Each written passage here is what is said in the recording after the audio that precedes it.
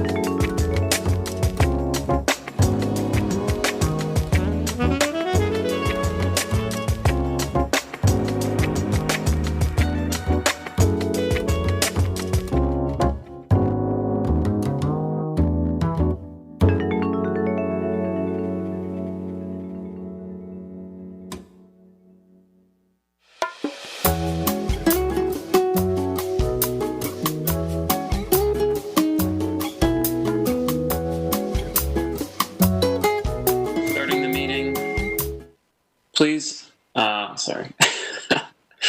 Sorry. I'm a little under the weather today, so bear with me. I'm going to start with RTN. Countdown.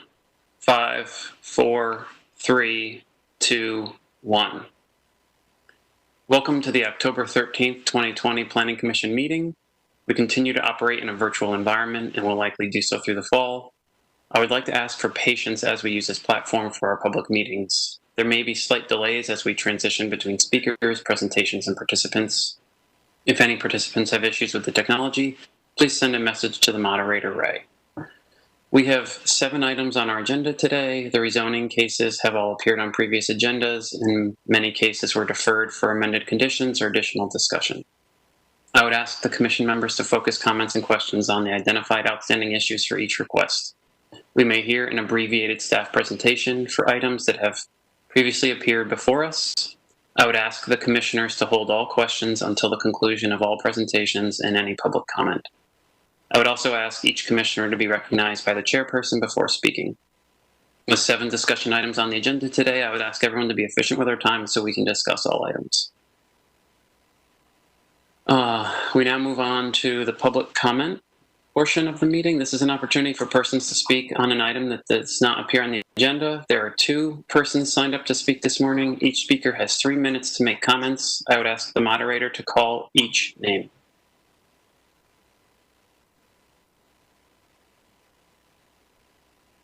Bob Geary. Hello, Matt. Members of the commission, I see some old friends up on the screen. I am Bob Geary, 202 East Park Drive. A year ago, when I was a member of this commission, I was taking a turn as chair of the Strategic Planning Committee. And one of the strategies we were interested in was called equitable development around transit. I recall that Jason Harden from the Planning Department made a presentation to us about it, which I thought was very compelling. Equitable development around transit is fundamentally about assuring that as Raleigh builds out our 4 bus rapid transit routes, we will have affordable housing built and available in close proximity to each transit stop along the way. Affordable housing is a critical need everywhere in Raleigh, but affordable housing is especially critical to the success of transit services like the one Raleigh is beginning to create. Why so important to transit? Well, for the simple reason that the lower income folks who live in affordable housing are less likely to own a car and more likely to rely on the transit bus. By contrast, upper income folks, if they live near transit stops, are more likely to own a car and more likely to use it and not take the bus. So I did a bit of Googling last night and I found an article on Streets Blog USA, which is a pretty good site. It began with the question, what happens when you build housing around transit, but it's not affordable to the people who ride transit the most? And the answer from Denver and from Portland is that you don't get the ridership you need to make the transit service effective. Worse, you deny proximity to transit to people who need it the most. The researchers who looked at this problem, and one of them was from NC State, concluded without equitable planning and policies in place, major transit investment can generate new demand for development in areas that quickly transition from economic afterthoughts to high-end enclaves of housing, retail, and offices catering to high-income earners. So how do we avoid that problem? Because as you all know, affordable housing doesn't just materialize in a high-density development. Back to our equitable development around transit initiative, and at the heart of it is the idea of density bonuses, which means properties located at or adjacent to BRT stops are not upzoned unless the project includes affordable housing. The definition of affordable housing being that the tenant is low income and pays no more than 30% of their income in rent. So, for example, if a property would otherwise be zoned for 3 stories, the density bonus of 2 more stories would be approved if affordable units are included. Raleigh's initiative is... Thanks, Bob. Sorry about that. We got to stick to our time. I do think that it's very important information that you're discussing, and I think that we'd all welcome some of that information followed up via email as well, so that we can get our hands on that information. The next speaker, Ray, Is Carmen Calton? Sorry. Good morning. My name is Carmen Cawthon, and I live at 703 Latta Street here in Raleigh. I'm the co-founder of Southeast Raleigh Community Engagement Strategy Sessions, and we began our journey of engaging the community last August, have continued to help the very diverse members of the community talk about what they want to see the community look like. I'm talking today about a project that's going to be before you for rezoning, the Downtown South Project, Z1320. We're concerned about the real lack of community involvement in development that is larger than anything our city has ever seen before. We do not believe that it is wise to rezone a project of this size without having some type of written documentation for over half of the acreage in place. Much of this development that is before you is still raw acreage, and the developers have stated since the inception of the process that they don't know what they will be building, but they are still asking for building story heights of 40 stories, even though they aren't sure that they will need it. While we understand the government entity cannot require a developer to engage with the community, we believe strongly that this project deserves much more open and transparent engagement than it has received. We have several times in person and in writing requested the developers enter into a community benefits agreement with a community partner organization, since much of the funding they will be using will be tax increment financing, credits, infrastructure funding, much of which comes from taxes that citizens here in the city and across the state pay. The rezoning process only requires 2 meetings with neighbors and a 500-foot leeway from the property, and we believe that in a project that size, that is minimum requirement necessary as opposed to maximum.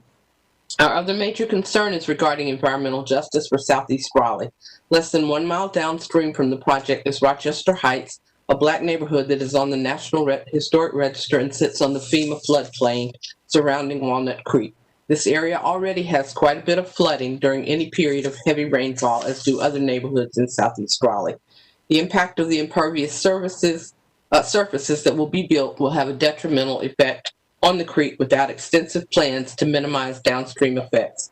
We would like to request further study on the environmental impacts pushing downstream from the creek, as well as conditional use zoning requests for stormwater management document measures recommended by the Partners for Environmental Justice.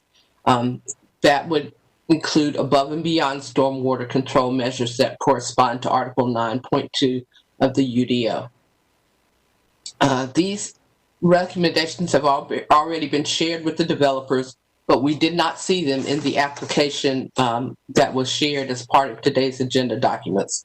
And we hope that those conversations can be had and engineers will be made part of that rezoning package so that that can be done. Thank you so much for this time today. great. Thank you very much, Carmen. We're exactly at 3. That was great. And thank you for all of that context and information. That's very, very helpful.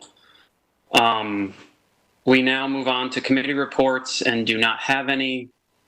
We now move on to the consent agenda. It's a list of requests that can be acted upon in one motion. There are 3 items on the consent agenda. All are zoning cases.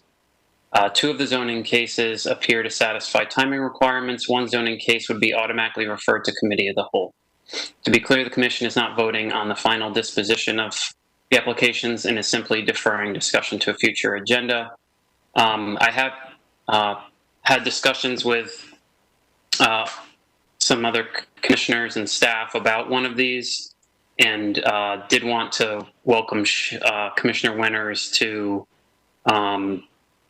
introduce a conversation around one of them. Commissioner Winters, you're on mute, or your speaker's not working.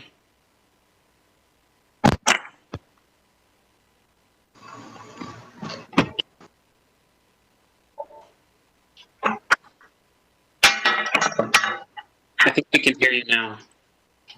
Hello, mic check. Yes. Great. Okay, thank you, Commissioner Tomasulo. I want to bring attention to Z1320, the Downtown South project. In light of the information that we have received, the background information that we've received and how it has not been a part of the report, it is concerning, especially when we're talking about the impacts of stormwater and especially the impacts of going downstream with the historic neighborhood. I think that that deserves special consideration and attention. And I'm making the request that we move it to the Strategic Planning Committee for further conversation solely on the impacts of the stormwater. Because again, we're not discussing this. It hasn't been discussed and it has been presented, and that is a concern. Okay. Thank you, Commissioner Winters. I do think when we talked about this, we have a few options. I fully agree and do feel like these are really important topics and critical issues that we should be discussing. That there's also, none of us have heard this yet. And so it's balancing a committee that has 5 individuals versus the committee of the whole, which has all of us. For me, that, I think that all of us hearing it is important. I also believe that a strategic planning meeting was created or was set up for before the committee of the whole, and staff or Commissioner Winters could correct me if I'm incorrect with that. But I guess one question is without necessarily keeping it from going to committee of the whole, which it's been advertised as being there, et cetera, and that all of us are a part of it, that perhaps some of the concerns and questions that are had specifically around stormwater could be addressed in that next meeting, whether it's asking the applicant or strategic planning committee discussing with staff around options that we have to help enrich the conversation at committee of the whole. I was just trying to think about what, like, a kind of win-win situation where it could help elevate the introduction of the project to us as well as the conversation that we have. But I'm open to, yeah, Commissioner Winters. Let me just say this in terms of, you are correct about the Strategic Planning Committee being called, but that we were also somewhat late about the complete formation and then on the timetable of our third Tuesday scheduling. And then being presented as it has been. So I do understand your concern about scheduling, but we were basically relegated. This is the time that we were relegated, and this is the time frame in which it all rolled together, and just trying to optimize the time that we had. So I just wanted to address that part first. Okay. I want to open it up to discussion. Commissioner McIntosh? So I guess I'm not sure if I'm sorry, I'm not half phrased this.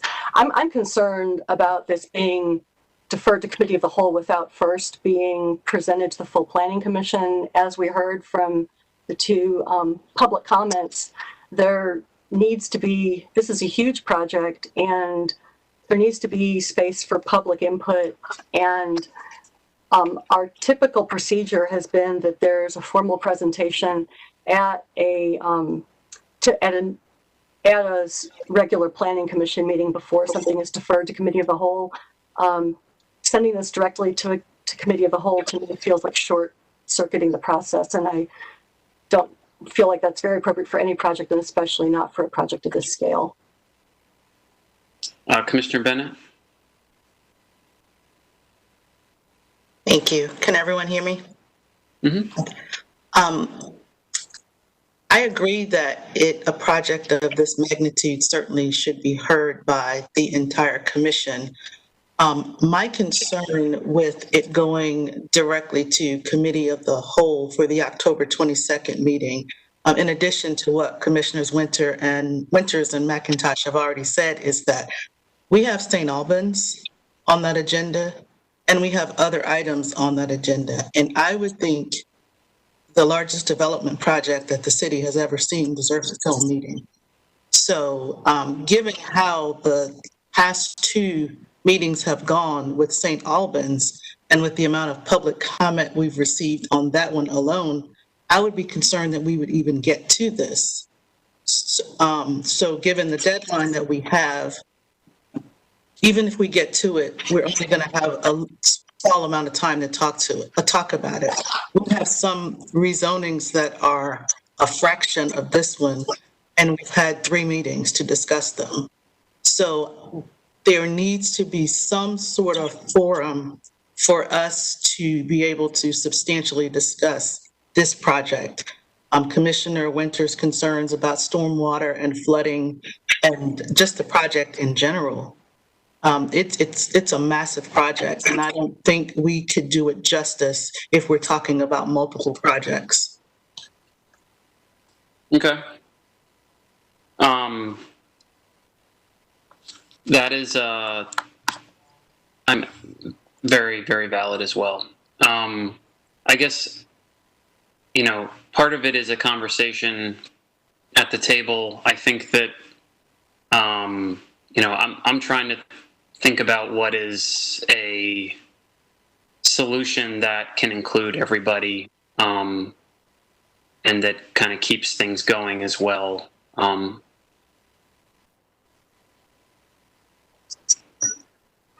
Commissioner O'Haver? Yeah, I was just, I'm curious, lack of knowledge from the process. Is that typical to, before we hear the applicant present their case, to put it into commission? I don't know if that's typical or not. It seems like it wouldn't be, but I'm still kind of new, so I'm just curious. I'd say staff can probably answer that better, but in my 5 years here, a lot of times it's either when it's a double inconsistency or when it's a big project, when we need more, you know, but I don't think that there's necessarily a tried and true, like, rule. Commissioner Winters? Can you hear me? Yep. Okay.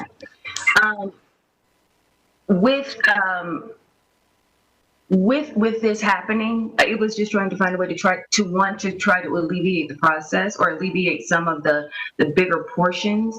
Again, specifically talking about the surrounding areas, not necessarily the project in and of itself, and giving full respect that the commission should hear it.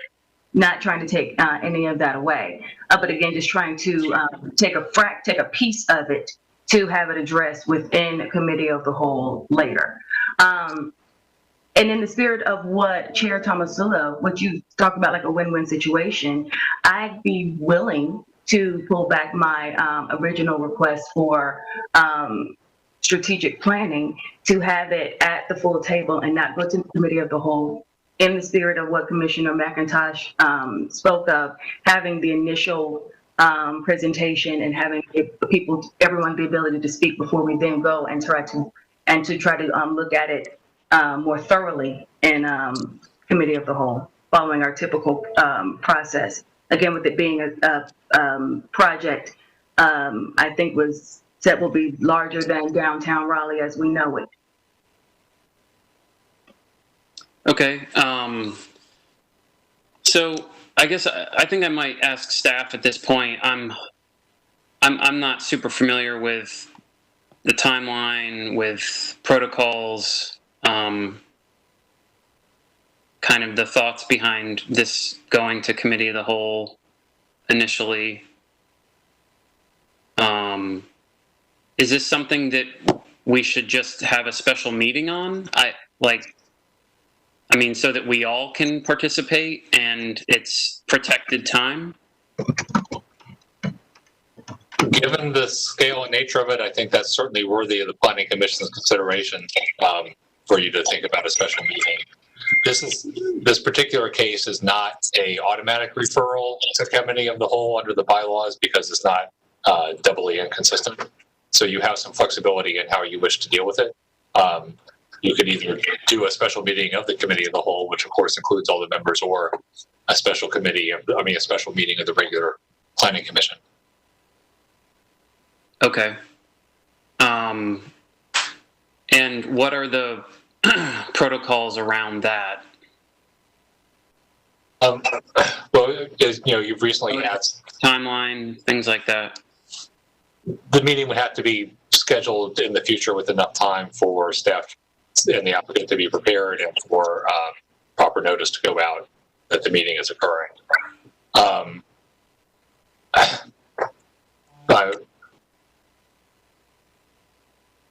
I'm sorry, I'm just getting some input from staff. There is a notice for the committee of the whole meeting already in the mail. Given that you may have to at least start the discussion at the upcoming committee of the whole meeting and then continue it later to some sort of special meeting. Let us confer internally here for a second, because I'm getting some more information coming in as to what the best course of action is in terms of. We understand that the need is to have a special session devoted to this because without other things on the agenda, and let's just get back to you about how best to make that happen. So perhaps this item could be tabled towards the end of the meeting and we can come back. Okay, great. Okay, thank you. So without objection, we're going to table Z1320, and I'll go ahead and entertain a motion to approve the consent agenda, including Z3520 and Z4020.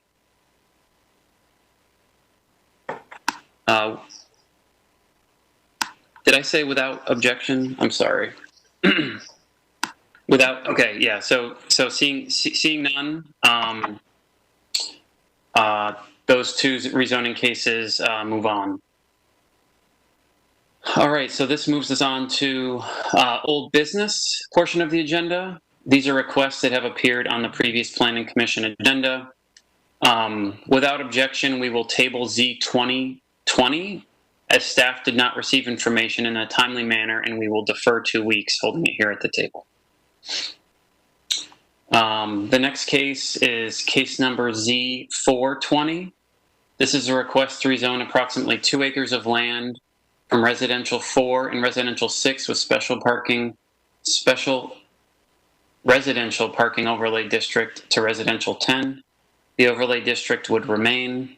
This is a general use case and there are no zoning conditions. This item previously appeared on the August 11th agenda and was deferred to allow the applicant to consider alterations to the application. The applicant has altered the application to request a rezoning to R10. The previous application requested residential mixed-use zoning. Sarah Ellis will provide a brief update on behalf of city staff.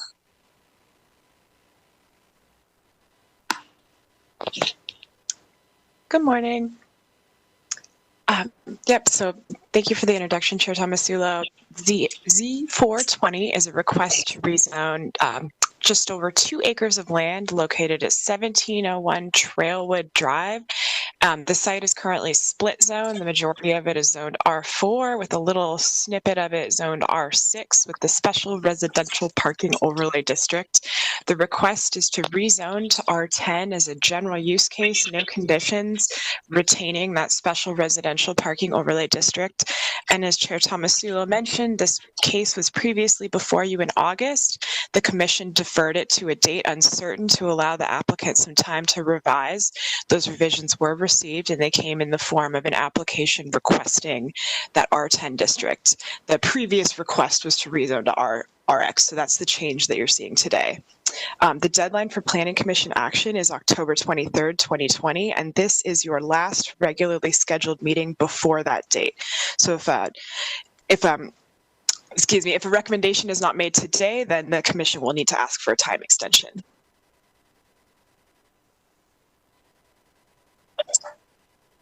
Okay, thank you very much.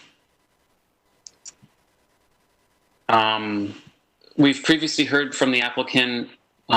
If we would like to have another applicant presentation and additional comment from the public, we would need to vote to grant additional time. We do not have anyone signed up to speak for this.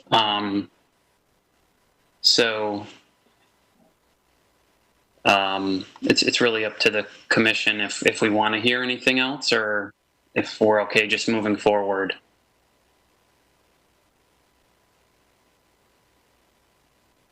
Does anyone have any thoughts? Seeing that there isn't much concern around this, and seems like the updates are appreciated, I'll go ahead and make a motion for approval. Sorry, my window just closed on me.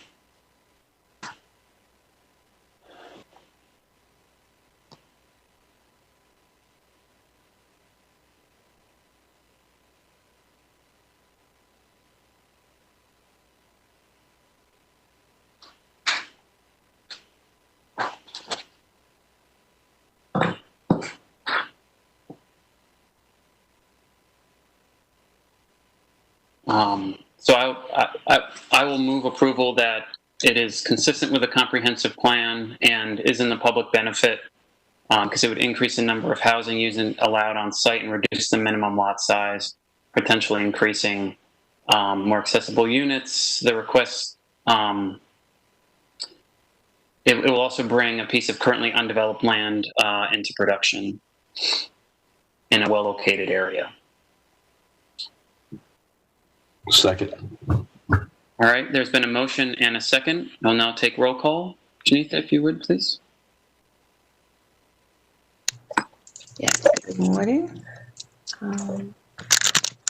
Sorry. Ms. Bennett, how do you vote? Aye. Ms. Fox, how do you vote?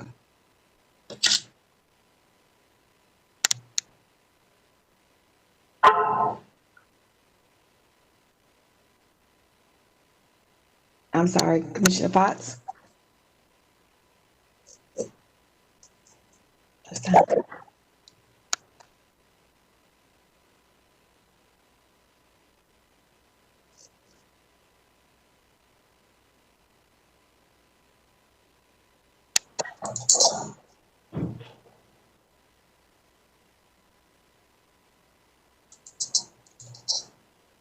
Would her thumbs up be okay, or?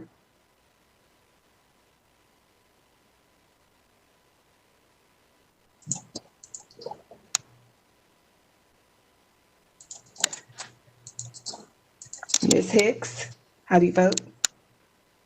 Aye. Ms. Lampman? Aye. And Mr. Mann? Aye. Ms. McIntosh? Aye. Ms. Miller?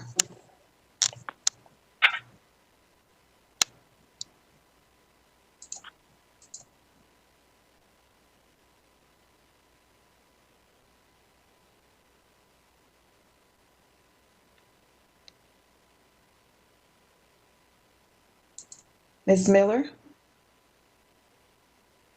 Aye. Mr. O'Haver? Aye. Chair Thomasillo? Aye. Ms. Winters? Aye. All right, thank you, everyone.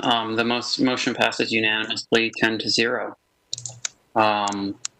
Moving on to case number Z1920. This is a request to rezone approximately 3 acres of land from residential mixed-use 3-story parkway conditional use to neighborhood mixed-use 4-story conditional use. This case appeared on a previous consent agenda, but has not yet been discussed. I would ask to hear from staff and would ask that we hold all questions. Ira Mabel will provide the staff presentation. Yes, good morning. So the chair just said everything on this slide, so we can jump right in. So the properties are on the corner of Fox Road and Lewisburg Road. The zoning along Lewisburg is fairly mixed. You can see everything from R1 through OX3 in this, just in this picture here. I'll point out that the RX3 district, so the bright orange district that you see is when the staff report refers to the Winslow Park Apartments.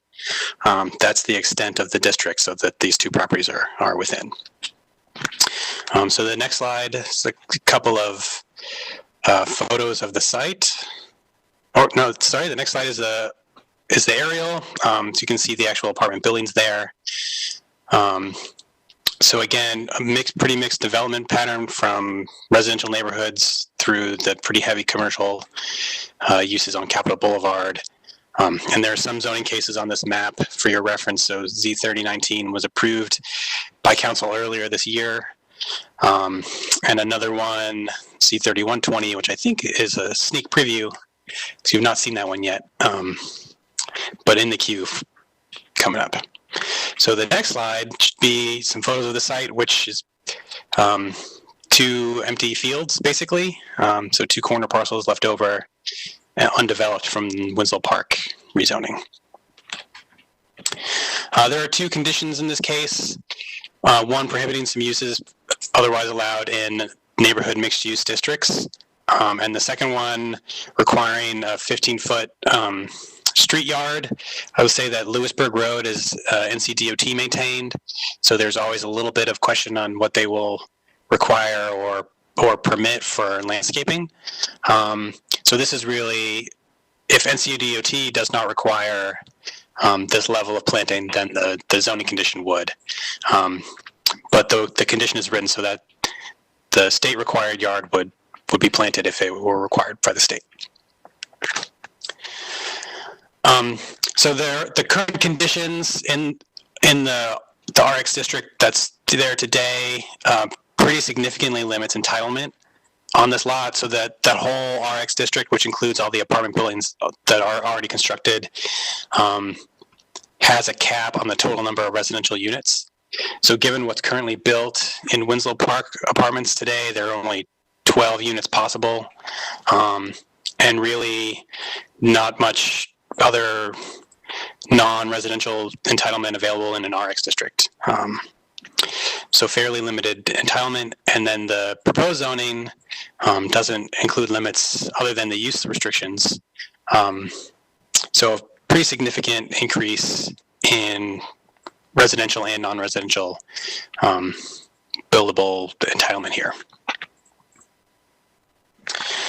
The request is consistent with the future land use map, which is a little bit wonky here. This office, residential, mixed use, and neighborhood commercial.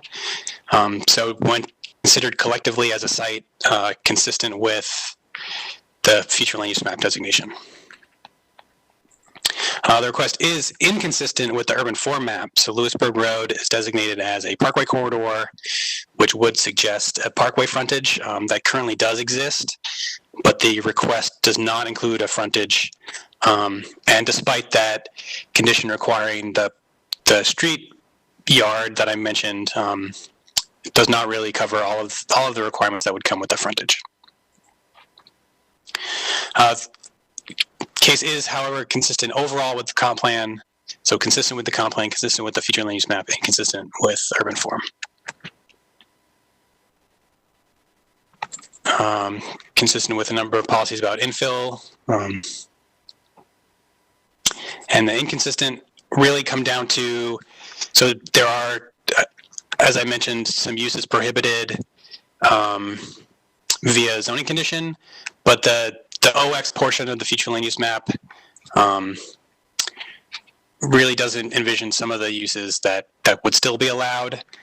So a bit of a question there when thinking about the NX or the neighborhood mixed use, office and residential mixed use future land use map designation.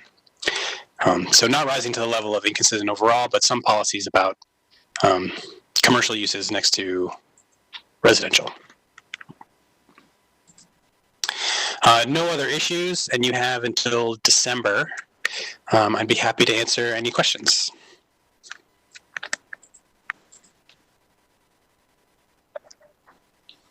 All right, thank you very much, Ira. Next, we will hear from the applicant, Toby Coleman.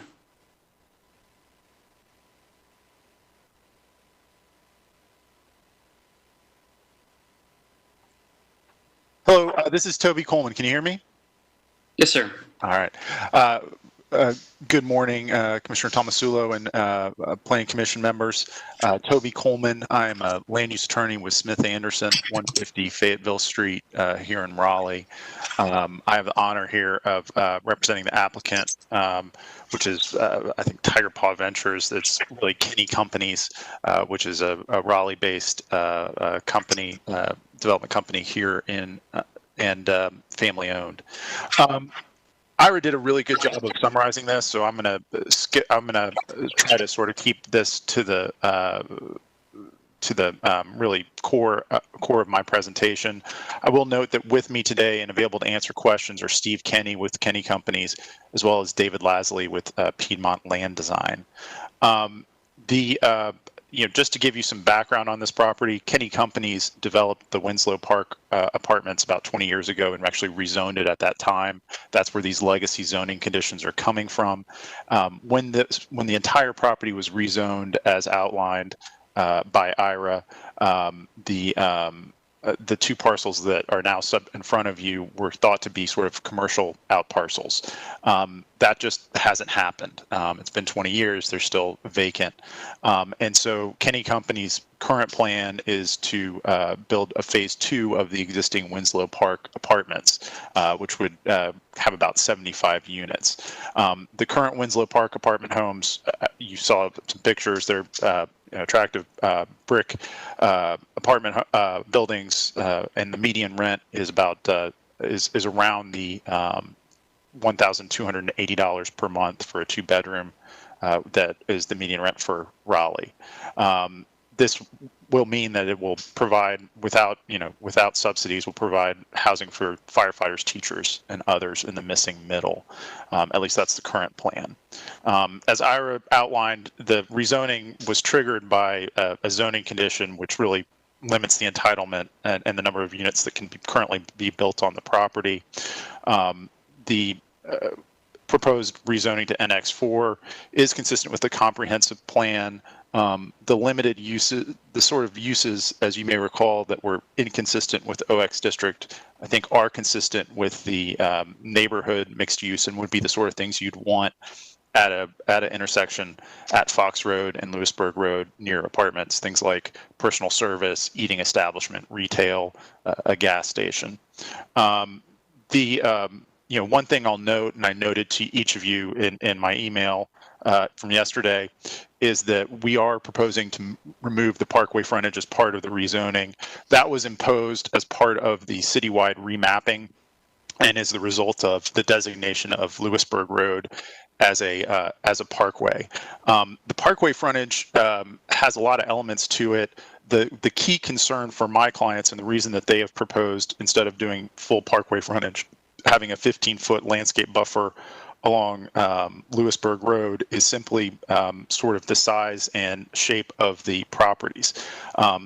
The parkway frontage requirement, as interpreted by staff, requires that you provide a 50-foot landscape buffer along both Lewisburg Road and Fox Road, which would end up eating up about a third or more of the total acreage of these two properties, and that would effectively make development infeasible because you're looking at a surface parked development, and so to facilitate development and make it consistent with the UDO's goal of having a landscaped area along Lewisburg Road, we propose a zoning condition for the 15-foot wide landscaped area.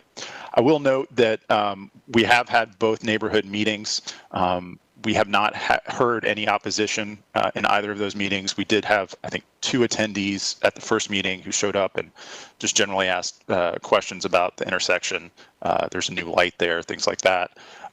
Nobody showed up at our second neighborhood meeting. With that, we are available for questions. Okay, thank you very much, Mr. Coleman. There is no one else signed up. Mr. Coleman does have, as a consultant on standby if we have any specific questions for them. But that ends our kind of presentation portion, and so I'd like to open it back up to the full Planning Commission.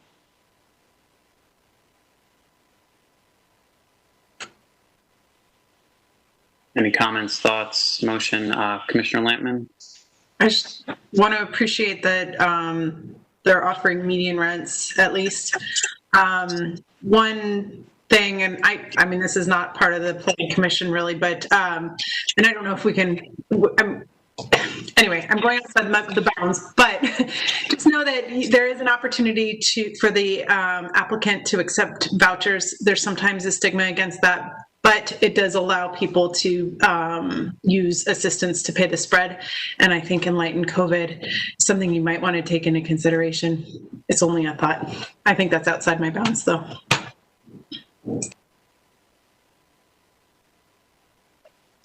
All right, thank you. Does anyone have any thoughts, any additional thoughts, or would like to make a motion? Commissioner Miller? Oh, you're on mute. Just going to say, I've reviewed, if no one else has any comments, then I'm happy to make a motion. All right. Okay, I move to approve rezoning case Z1920. This case is consistent with the comprehensive plan and the future land use map, and I also make a motion to amend the urban form map to make it consistent with this project.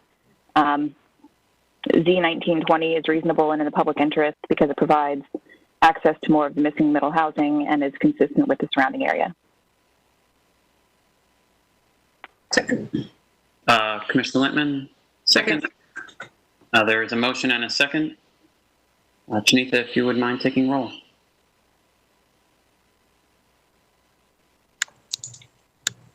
Commissioner Bennett, how do you vote? Aye. Commissioner Fox? Commissioner Fox?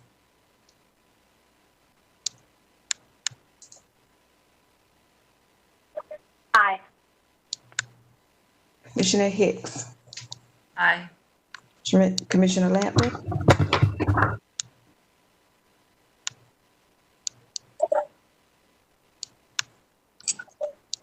Aye. Commissioner Mann? Aye. Commissioner McIntosh? Aye. Commissioner Miller? Aye. Commissioner O'Haver? Aye. Chair Tomasillo? Aye. And Commissioner Winters? Aye. All right. Thank you, everyone. Thank you very much. You're welcome. The motion passes unanimously 10-0.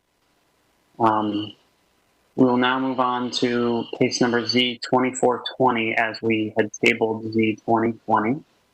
Just to make sure everyone's following along at home.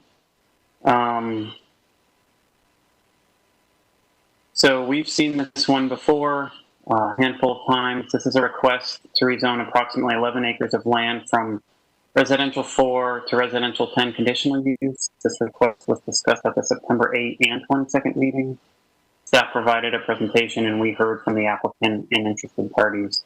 The request was deferred to allow more discussion about traffic in the area and to allow the applicant to consider zoning conditions related to traffic impacts.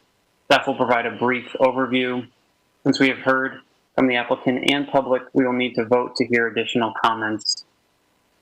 Since we do have folks signed up, without objection, I would ask for 5 additional minutes for the applicant and for other interested parties. Okay, seeing none, we will plan for 5 minutes to both sides after John and Ignace will provide a brief overview from staff. Good morning. Yes, this is case Z-24-20, a request to rezone 10.5 acres from residential 4 and manufactured housing to residential 10 with conditions. Since you last saw this case, the conditions have not changed. Staff did collaborate with each other to come up with some options for potential traffic signal zoning conditions for the applicant, and we discussed those with the applicant, and that the applicant chose not to offer a condition of that nature. And there are some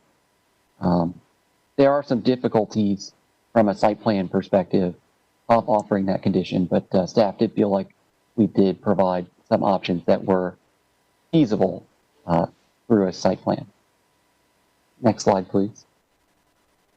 And just a reminder that this is on Buffalo Road between North New Hope Road and I-540. And I think you're pretty familiar with the rest of the case, so I'll be available for questions, but I don't see a need to go through the whole presentation. Okay. Thank you very much, John.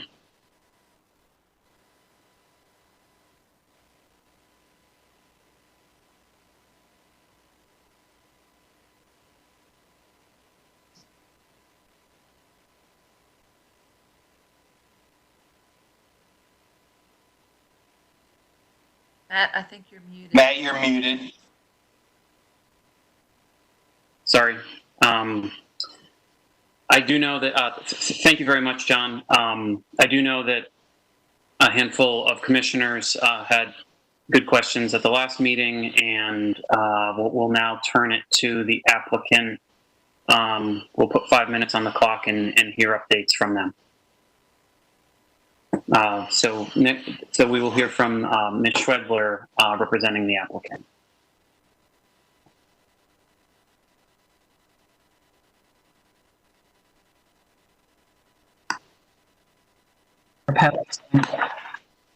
This is Jamie Schwedler at Park with Poe at 301 Fayetteville Street. Good morning, Mr. Chairman and Commissioners. I'll be brief and just address the traffic questions that were raised at the second meeting. Next slide, please.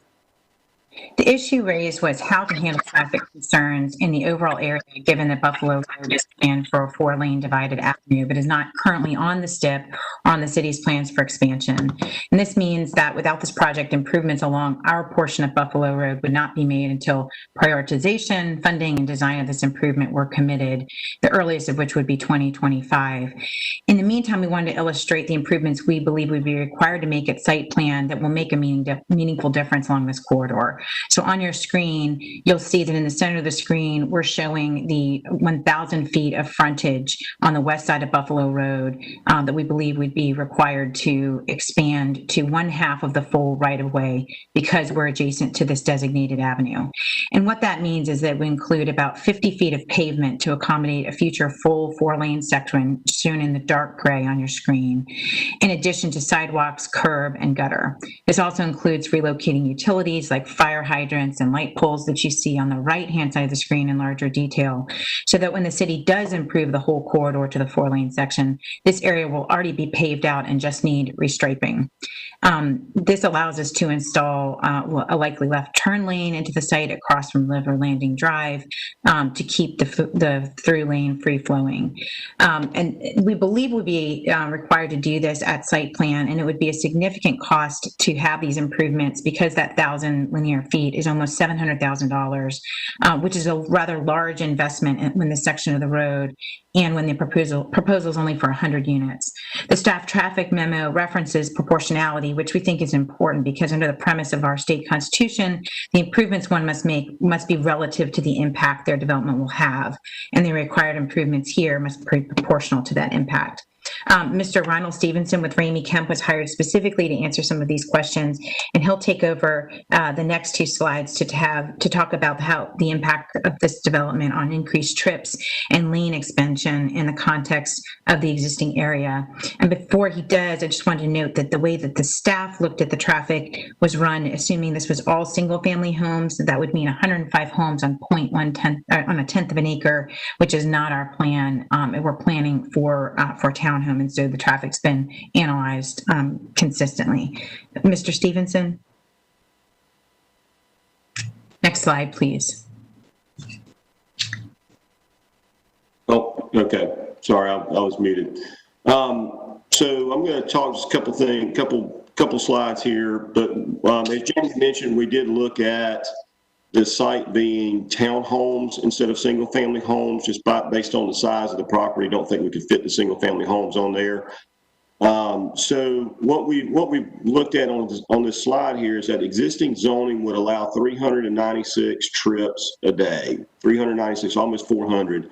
The all townhome site would be about 753 trips a day. So really the net impact we're talking about is 357 trips a day.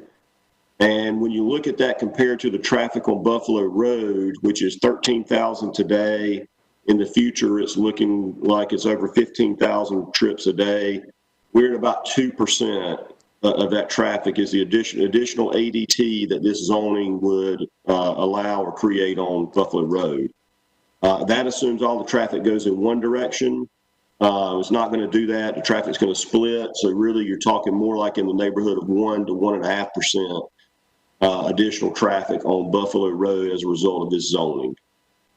So we'll go to the next slide, and I'll cover this. It's got a couple of tables here. What this is getting at is showing the frontage that we have, which is 1,000 feet, and the percentage of that frontage that is our site is to about 20% of that green line you see there. So down from the park all the way up to the Neuse River is about 20% of the frontage is this particular site, and we only have 105 homes in here. So we're looking at the proportion that we have is pretty significant compared to some other developments in the area. And you can see those in the table below that the Abington Place and River Landings, they have about the same, a little more frontage, but they have a lot more units. So they're basically getting 4 foot of, they're doing 4 foot of frontage widening for every unit that they have. You can see us at 10. So that's what I wanted to hit here, and I'll turn it back over to Jamie. Chair Thomasula, if I could just have a minute to wrap up the next slide.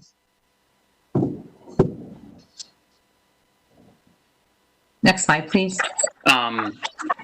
Without objection, I'll add an extra minute, but we'll have to add this to the other side as well. Absolutely. Mr. Anagos mentioned the obstacles to the traffic signal. I just wanted to point out that we did look at that possibility across from Woodchurch. Unfortunately, that land would land on the mobile home park, which is subject to a federal loan. And so easements and attempting to try to place a signal with subject to federal loan restrictions would be incredibly difficult and is a separate parcel, so should be considered offsite. It also would tee into a private road, which has some issues with how that would alignment would be. But in any event, the placement of a signal in this location when the road is not fully built out to 4 lanes across the entire area would present some challenges in terms of where that's placed in the interim or the full build out, and are things that really should be looked at in terms of site plan. Next slide, please. And one of the neighbors did suggest that expansion of a right turn lane be made at the river landings. We did look into that. Unfortunately, again, because there's complications there as well. Okay, thank you very much. And I think that we know that we can ask you questions as well. There is one person signed up to speak on this matter, who is either in favor or I believe this person is a neighbor and has not spoken before. This person will have 2 minutes to speak. If the moderator could introduce the speaker. We have Jennifer Dewey on the line. Hi, good morning. This is Jennifer. Can you hear me? Yes, ma'am. Okay, good. Hi. Thank you very much for giving me the opportunity to speak. My name is Jennifer Dewey. I am a resident of River Landing subdivision, and I've lived there about 20 years. And I just wanted to bring a different perspective, or slightly different perspective, because I feel like after listening to the last two meetings, there were a couple misconceptions of things that were talked about. I think the most important thing I want to reiterate is that the concern here is not so much about traffic. It's not, how long it takes me to get out of my neighborhood. It's really about safety. As Ms. Schwedler just showed, there's no sidewalks along river landings. There's no planning to widen the road. And the road, I believe, is already unsafe. There, just 2 years ago in 2018, a school bus ran off the road and overturned into the property that's being reviewed here. And, imagine if there were townhomes standing in the way of that school bus when it overturned. Luckily, it just landed in a farm field.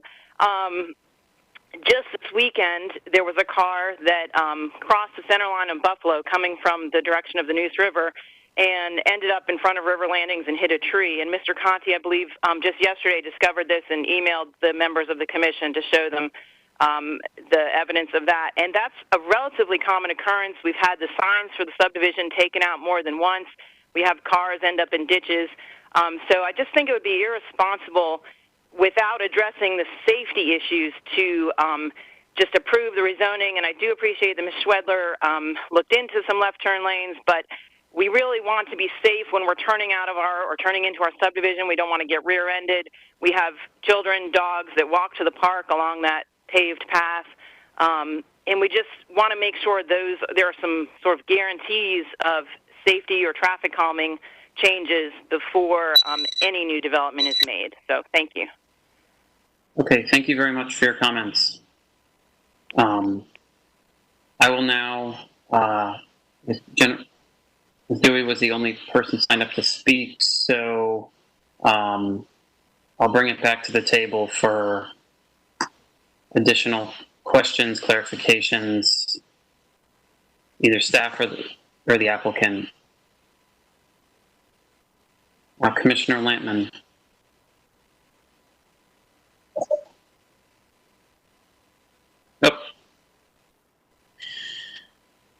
Can the applicant explain more about why that right-hand turn lane couldn't be installed? Sure, I'm happy to.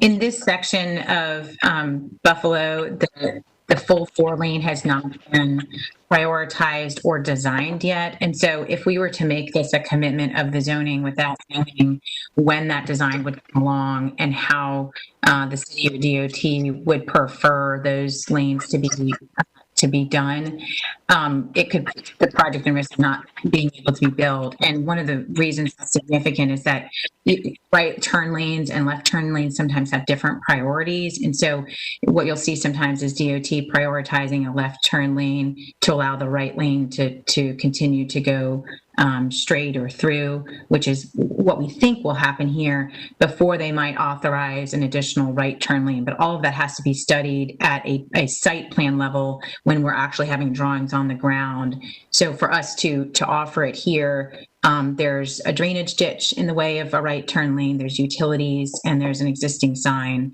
all of which we don't have survey information for the actualities of how that would be done. And so it's just really more appropriate to look at that at site plan stage, which we'll absolutely have to do here and have a full city and DOT review of how our site will be accessed and how it will interface with the rest of Buffalo Road. Commissioner Whitman. More applicant questions. Thank you for that. The amount of paving that you're doing to anticipate the widening of the road, isn't that already going to be moving the utilities and the drainage ditch? It is, but it's on the west side of the road. So the expansion we're required to do is one half of the section on our side of the street. I believe what River Landings was requesting was a right turn lane northbound on their side of the street. Oh. So yeah. That's what you see. Yeah, that doesn't make sense. But so on your side of the street, though, would you be able to pave for a right-hand turn lane up until, just have it there until traffic, TOD gets involved later?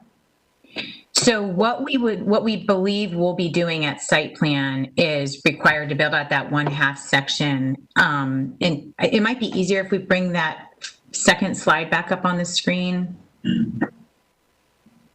But the 1/2 section of the road, and I believe Jason indicated that would be something that they'd want us to do and build out instead of do a fee in lieu. And so that area would just be additional paving until the city determined how, whether that median would be a median or whether it would be a turn lane. All of those things would be something we would discuss at site plan to determine how they'd like us to stripe within that existing road laneage. Okay. I think I would like to encourage that, I don't know how it would be phrased, but that turn into a right-hand turn lane in the interim, because we just don't know when DOD is going to prioritize Buffalo Road.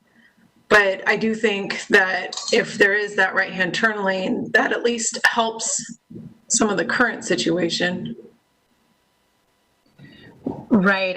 I don't disagree with you. I think, though, it's something that's not appropriate to be a zoning condition unless we have the buy-in of DOT and the city. And so that's why it's difficult to say I could offer it up and then DOT disagree with us and it not be built. And so it's something that really should go through a full traffic review at site plan, which it will, in terms of how that access will work. And something we'll be talking with at site plan. And just, this is kind of for the Planning Commission, we've done encouraging statements before, right? Where we ask them to consider that with TOD. I don't know if that's for Ken or. Can you repeat the question, please? Yes, please. Oh, sorry. We've provided, in our recommendations to council, we've provided encouragement statements, right? Like we encourage the applicant to work with TOD to put in the right-hand turn lane, even though it's not required. We can't require it, and I get that. Just can we encourage it so that it comes up in conversation at least, so it doesn't get sidelined? You can certainly put that in your report to City Council,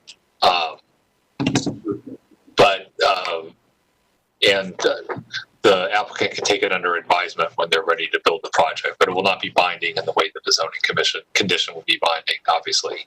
And the concern with the zoning condition is that if the ability to build the project is conditioned on that and DOT says no to it, then it effectively, zones the property in utility, which would not be an appropriate thing to do. And then you could. That said, you could ask for a condition that provides an option that says, if we get the right turn lane, you have development option A. But if you're unable to get it from DOT, you're limited to development option B. And we have seen conditions formulated that way for certain types of cases. That's interesting. This is Jason Myers. I have an additional point that I'd like to make, is that I think part of what the applicant is stating is uncertainty about how their frontage improvement requirements will be applied from NCDOT's point of view. And if there's room for a southbound right turn lane or a southbound left turn lane, which would be preferred by NCDOT. That is completely valid, but a zoning condition could require them to dedicate enough right-of-way and build enough street to provide both, which might be above and beyond their normal site plan requirements and their frontage improvements requirements, but they could commit to providing enough additional right-of-way to fit both of them in.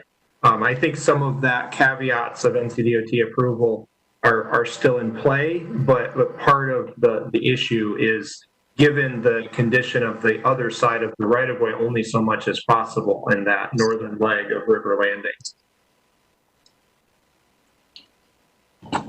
That was interesting and helpful. Thank you. The only other comment that I want to make is I just did a quick Google search on Buffalo Road accidents in Raleigh, and it is consistent. There, time and time again, there's a report after report of accidents. So I do think that there's a need to improve this road. Is the applicant would the applicant feel about providing the extra laneage for a right-hand turn lane and expanding the road? So it'd be essentially two additional. Isn't that what you're saying, Jason? Yeah, I'm stating that their required widening on the north side of River Landing might not be enough to put both turn lanes in, and that they could do more than that if they so wish. So this is Jamie Schwedler. We're certainly happy to continue those discussions. This is our third time at Planning Commission, so I think we would, and this is, again, when you look at the proportionality of what we're improving on this road versus 2% traffic and, expanding 20% of that relevant section to allow for these things, we're again kind of weighing what's fair to put on this applicant versus what the city's responsibility is to invest in projects like this and contribute to some of those improvements. Certainly a conversation we're willing to have. I would prefer to be recommended out today with those suggestions and give us time to work with staff to evaluate how to work these conditions when we get to council in terms of additional striping and exactly how much right of way we're talking about. Because again, this is $700,000 just as it is on 100 homes, and I'm conscious of keeping those homes affordable. So I think we can continue to work with staff, and staff has been great about their suggestions, but that could be recommended with the suggestion to explore that condition and allow us that time as we get toward council. That would be preferable. Commissioner O'Haver, Commissioner Bennett next. Sorry, Tika, were you recognizing? I couldn't hear you. Yes, sir. Okay. Jason, quick question.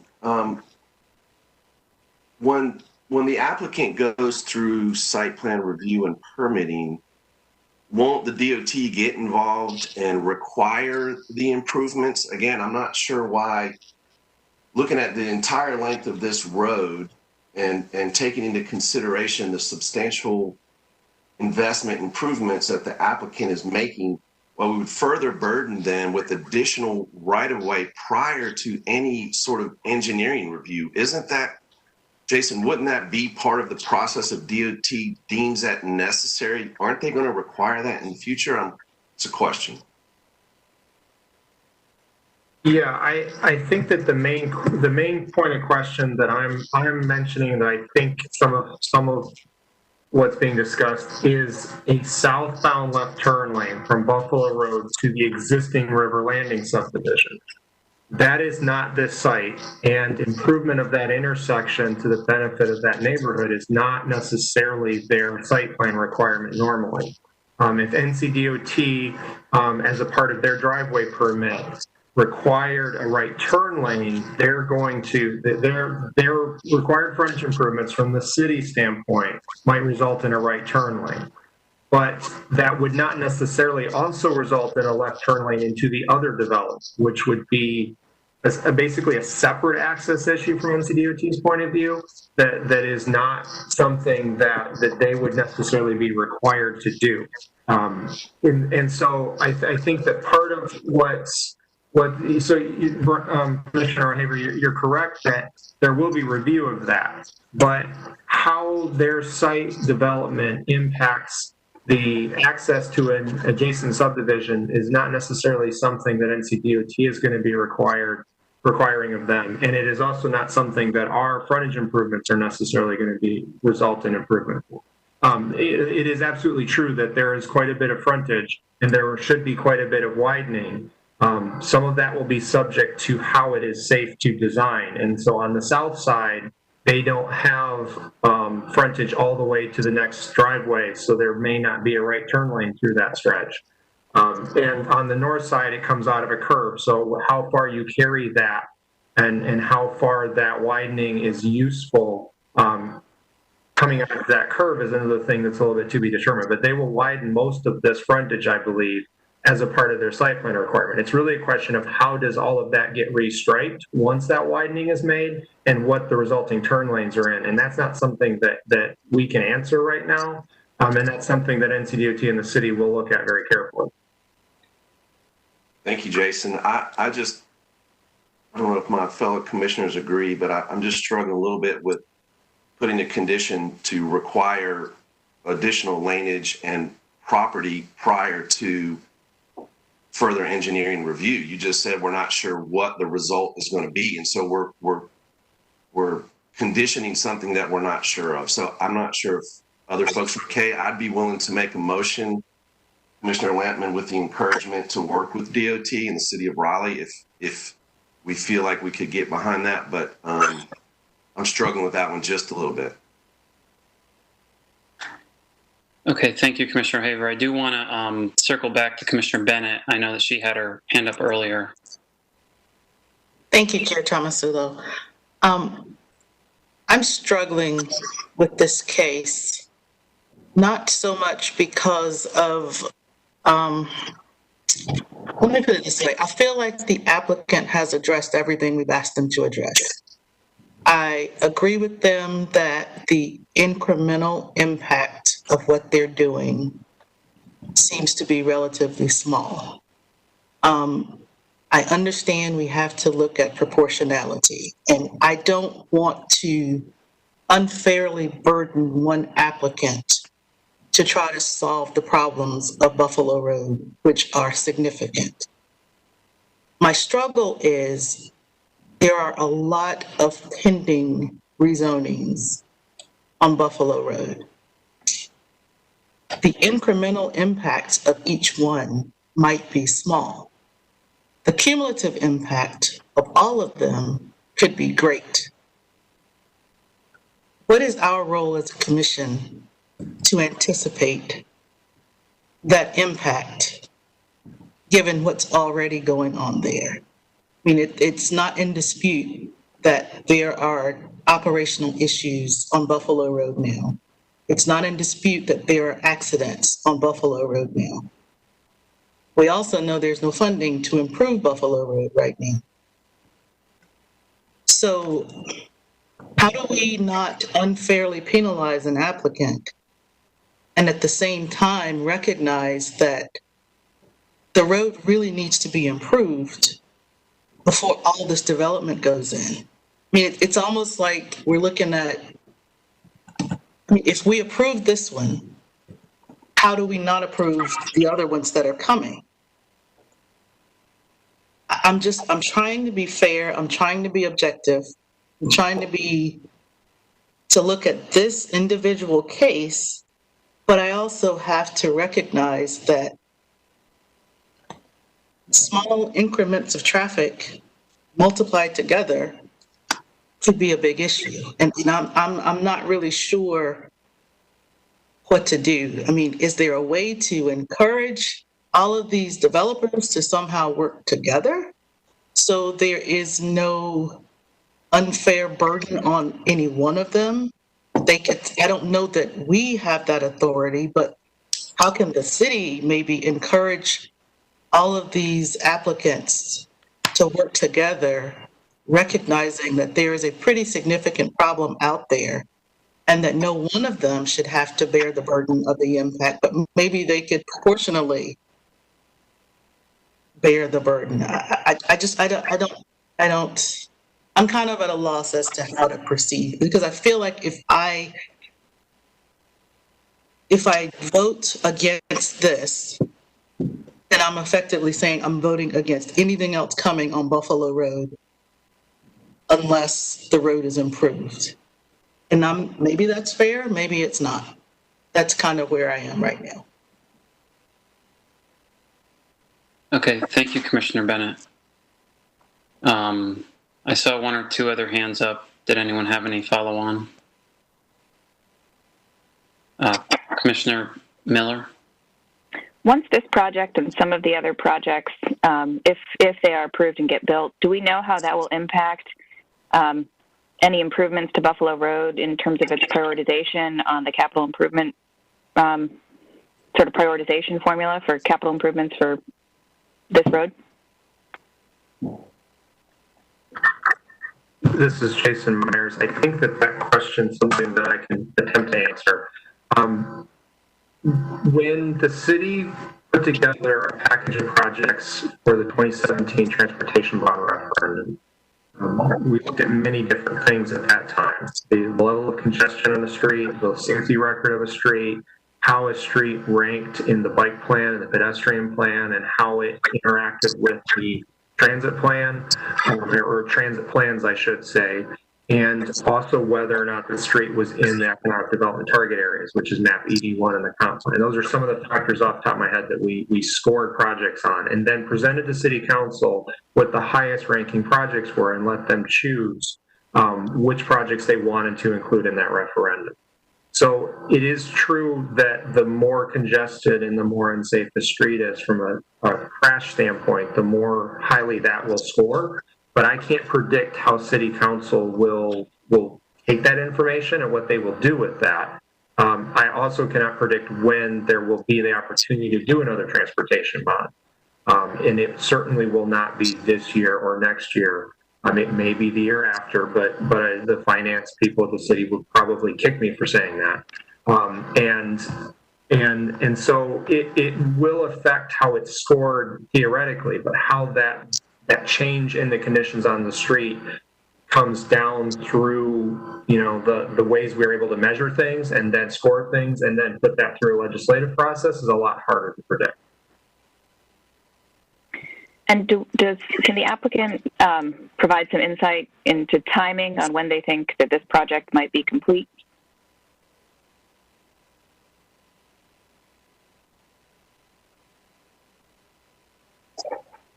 Yes, this is Jamie Schwather. So if the zoning were to be approved, it would be sometime, later this year, early next, then we'd have to go through site plan. I think it would be at least 2020 before we'd be kind of finishing construction, maybe 2023. And I appreciate that the overall funding here is a problem. It's obviously something that's, at the state level. What development now offers is a relatively nearer term expansion of those lanes and additional pavement that then can be striped. It's an option to bridge the gap in between, as opposed to waiting on the funding. And that if this were turned down now and no development happens, there's no widening that's happening of that road unless the city approves funding and the prioritization is there. And so, although I understand we're increasing the traffic marginally, we're also providing a significant benefit in terms of financing and construction of actual improvements in the near term while the city gathers the rest of the financing and the prioritization there to build out the rest of the 4-lane section. So, 1,000 linear feet of curb and gutter and sidewalk and 50 feet of asphalt will be delivered at site plan with the completion of this project, which is significant. And I appreciate the comments about the lack of engineering because it is a little bit dangerous to try to put the cart before the horse of exactly what those will be. But that process does occur at site plan and will result in a stopgap of expanded pavement. So it sounds like this project, and as Commissioner Bennett noted, this is the first of perhaps several that might be along this corridor. This earliest project might be completed in 2022 or 2023, which might be around the time of another transportation bond. And is there any way that that Planning Commission can weigh in on that process or provide our recommendations related to that now or in the future?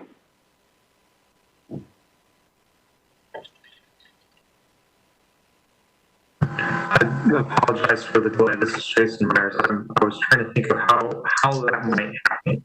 I do not recall in 2017 if there was any Planning Commission review of that transportation bond package. It certainly could be something that Planning Commission could build into their work plan at the appropriate time. It's also something that I think Planning Commission can broadly make recommendations to City Council about many things, and I'll defer to Ken on more details of that. But it's very much a budgeting process and a question of budget priorities that City Council will need to struggle with. So the question is, how does Planning Commission influence those, I think? right? And even if it's just a general recommendation, especially if we make it consistently for this and future projects along the corridor, to develop a consistent record of where new development is happening and what some of our recommendations might be from a legislative standpoint. Perhaps that might be a helpful way to influence that whenever the next transportation bond comes along. Okay, so the commission can put any recommendation it wishes to a vote and then have that appear in your report to City Council. So the venue is there, and we would relay that to the City Council at the next meeting. So that is, you could put a recommendation on the transportation bond either now or at some point in the future where you believe it might be more timely because the bond is closer to issuance. The only other thing I wanted to just raise as a reminder to the commission in response to Commissioner Bennett's comments about how we deal with the marginal versus average impacts of development on a corridor like this where there's known transportation issues is that every new residential unit that is built in Raleigh does pay a facility fee that goes into a pot of money that is designed to help fund transportation improvements that offset the impact of the development.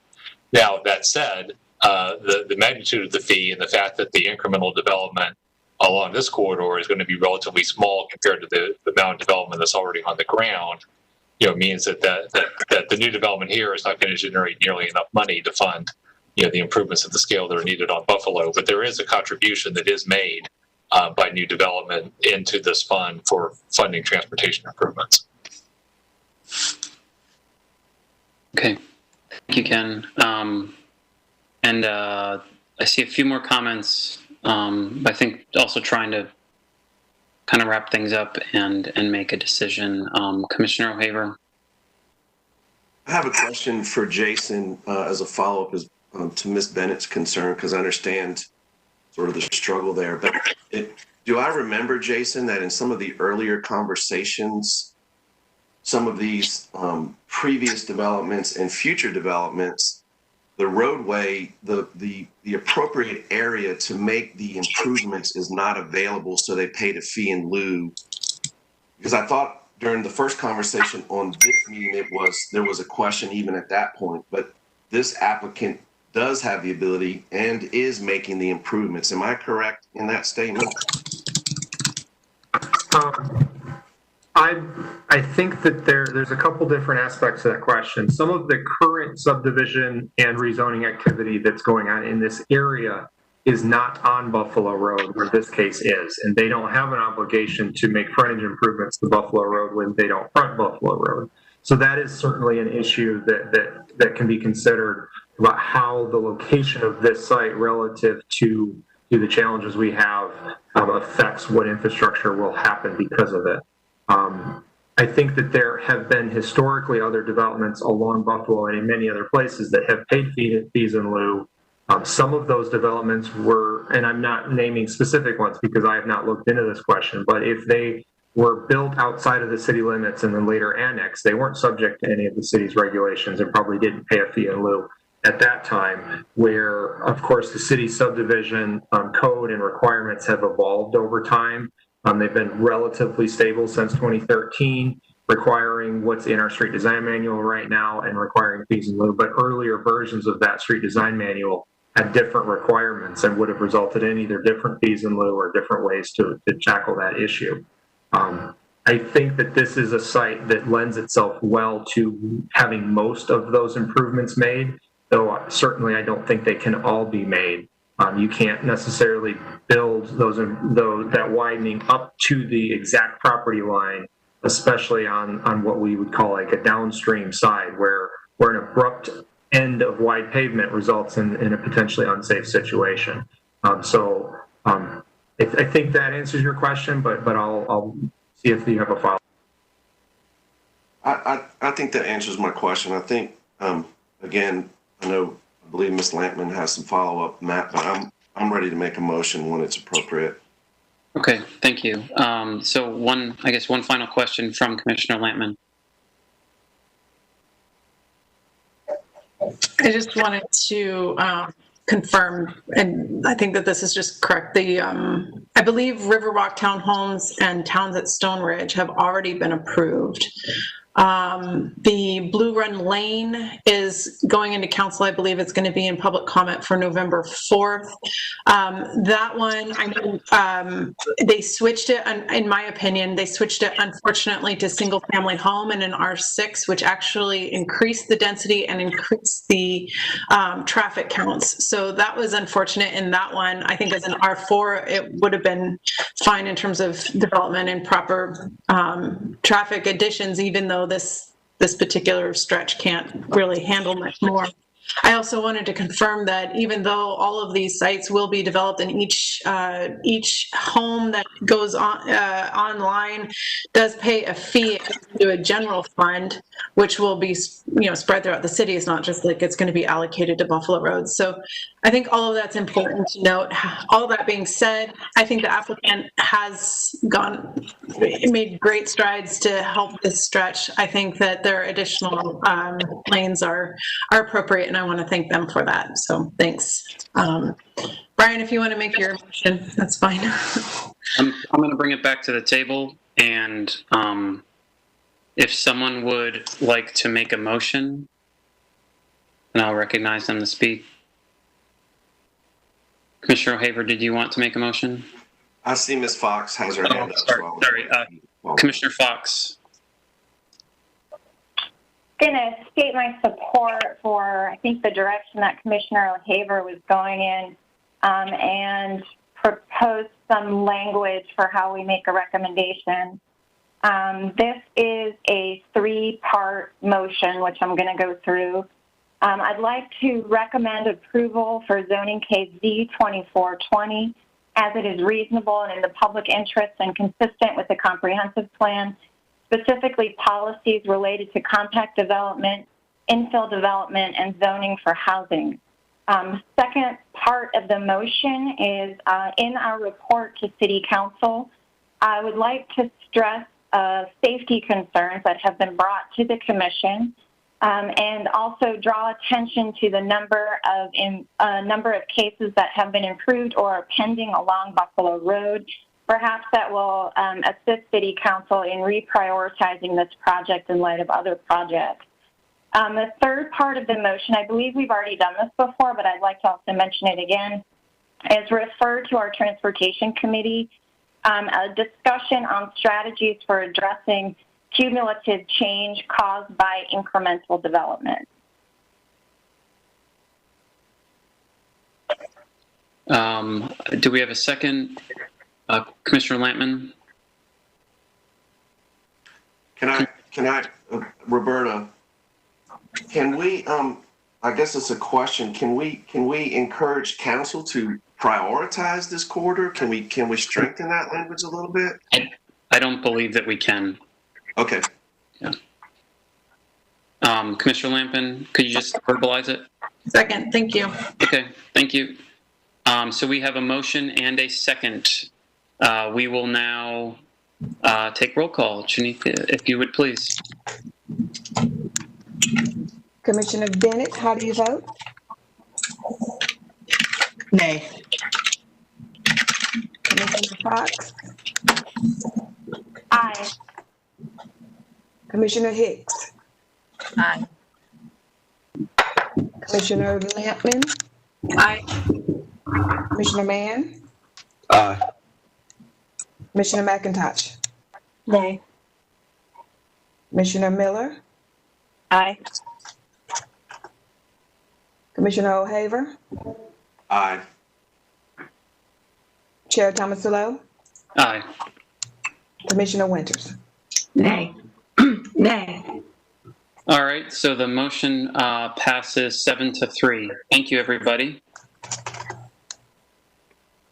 We are now moving on to case number Z3020. This is a request to rezone approximately 6 acres of land from industrial mixed use 3 stories, parking limited to residential mixed use 5 stories. This is a general use case and there are no zoning conditions. This item previously appeared on a consent agenda, but has yet been discussed. I would ask to hear from staff and would ask that we hold all questions. I will now turn it over to Hannah Horekow, who will provide the staff presentation. Good morning. This is case Z3020, request to rezone just over 6 acres from IX3PL to RX5. The rezoning site is 5329 Departure Drive. And if you go to the next slide, you can see the surrounding zoning a little better. Generally, mixed-use zoning in this area, predominantly IX and CX, although there is some RX districts, including directly north of the site. Next slide. Shows the general area of the rezoning site. So this is located near the intersection of Departure Drive and Spring Forest Road. If we were to go a little farther east, we would hit Capitol Boulevard.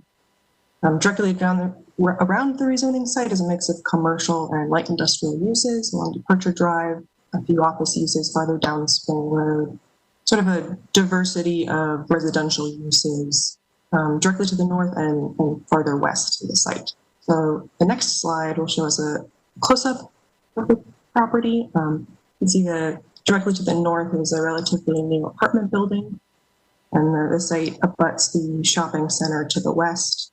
You can see the site is currently undeveloped and forested. The next slide will show a few views of the site from its frontage on Departure Drive. Next slide. As was mentioned, this is a request for a general use district, so there are no conditions associated with the request. Next slide. So what would be changing here? The request would increase the maximum height, building height, from 3 stories to 5 stories. It would remove some limitations on residential uses that apply in IX districts. Both of those things would bring the potential number of residential units up. Non-residential uses would only be permitted in an RX district at the corner of 2 streets. So if a stub were included on the site, a small amount of office and retail uses could be built, and industrial uses would not be permitted under an RX district. Next slide. The site is designated community mixed use on the future land use map. The requested RX district is consistent with this designation. There is no urban form guidance for the site, so the request is neither consistent or inconsistent. Overall, the request is consistent with the 2030 comprehensive plan, includes again a future land use map, designation of community mixed use, and also a handful of other policies, including those regarding a mix of uses. So this would add residential primarily to an area that includes both commercial and residential uses, a policy regarding rezoning of industrial areas when such uses are no longer viable or not indicated on the future land use map. And so the site's in an area where there are a few future land use designations, but it's directly in one that does not directly recommend industrial uses. And then a policy regarding zoning for housing. So this would increase the variety and number of housing potential units on the site. No inconsistent policies were identified, and there are no outstanding issues, and your deadline for action is December 7th.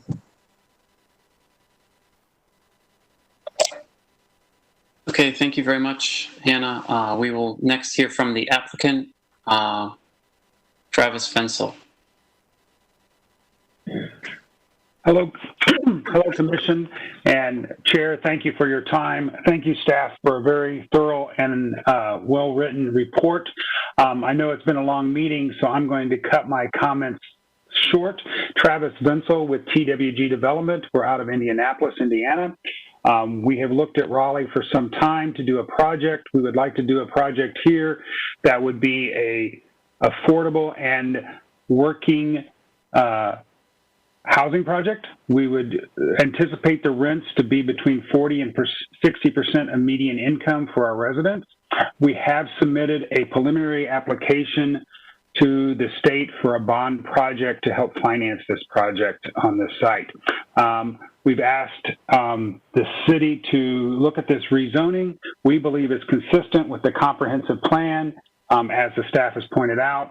And with that, I'm happy to answer any questions that the commission might have.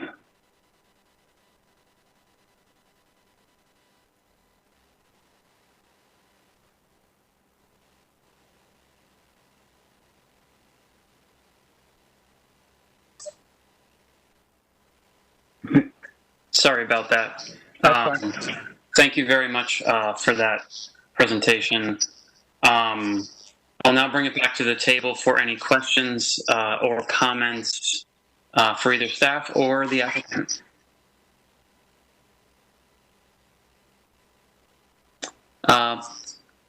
Commissioner Hicks? Thank you, Chair. I wondered if the applicant could talk a little bit about how commercial might work in the RX5 that they're asking for in that location, or if there are plans. Thank you. We don't believe the project will have any commercial development in the project. We think it'll be 100% residential. It will include a residential leasing office and some space for our residents that has a semi-commercial aspect to it. The site has limited frontage because of a power line easement, so the site is not very conducive for commercial or industrial development. And that's part of the reason I believe the site is set vacant for this amount of time.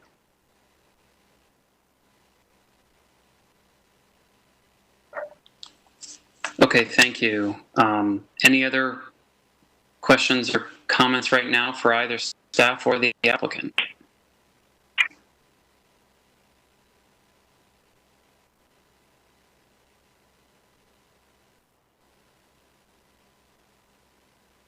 I may have to ask Commissioner Hicks to pick up. I'm having issues. We can hear you, Matt. You can? Okay. Yeah, we can hear you. Okay, sorry. You're just going to have to let me know if anyone has any requests for comment or questions. For some reason, I'm not seeing anything. Commissioner Winters is raising their hands. Okay. Commissioner Winters. Hi. It's more so a comment. Thank you, Chair Thomasville. It's more so a comment.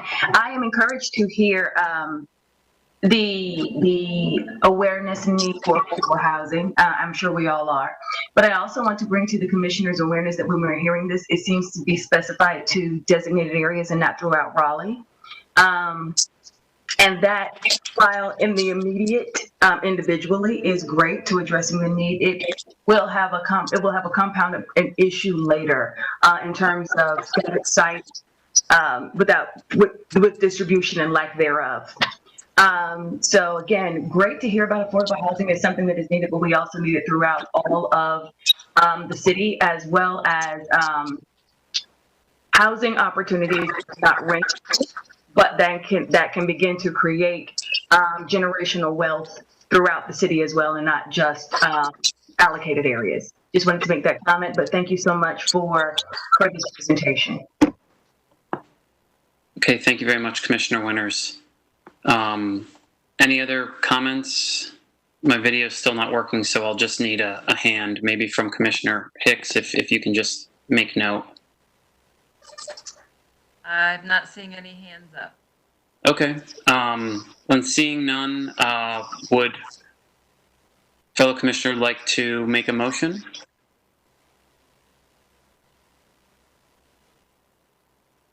I'm not seeing any hands up. Oh, Commissioner O'Haver has his hand up. Okay. I'll give it a shot. I move to recommend approval of rezoning case Z 3020. It is consistent with the comp plan and the future land use map, and it is reasonable and in the public interest as it is increasing housing supply in the area, and consistent with policy of rezoning development of industrial areas.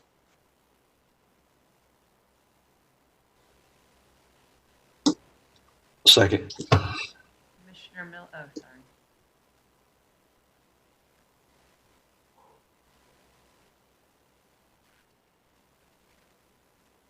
Matt, are you still with us? It looks like he is not there, Tika. Matt, since it looks like you've dropped off, I'll step in here briefly. So we have a motion and a second by Mr. Mann. Any further discussion? No, seeing none. Shanika, could you take roll call? Commissioner Bennett, how do you vote? Aye. Commissioner Fox? Aye. Commissioner Hicks? Aye. Commissioner Lampman? Aye. Commissioner Mann? Aye. Commissioner McIntosh? Aye. Commissioner Miller? Aye. Chair O'Haver? Oh, not chair, just. I'm sorry. No, I said commissioner. I'm sorry. Aye. Chair Tomasulo? I think Chair Tomasula is having some technical issues. Okay. And Commissioner Winters? Aye. So, correct me if I'm wrong, is a little distracted. I think that's a unanimous in support of the motion. So the motion passes. All right. Thank you, Commission. Am I the only one having a hard time hearing Tika? No. Yeah. Okay. Are you yes, you are having trouble, or no? Yes, you are. Is this better? Yes. Okay. Gosh. Sorry, I'm so close to the screen. Okay. So we move on to the next case, which is zoning case. Hang with me here for a second. Actually, it's text change 1220, historic subdivisions.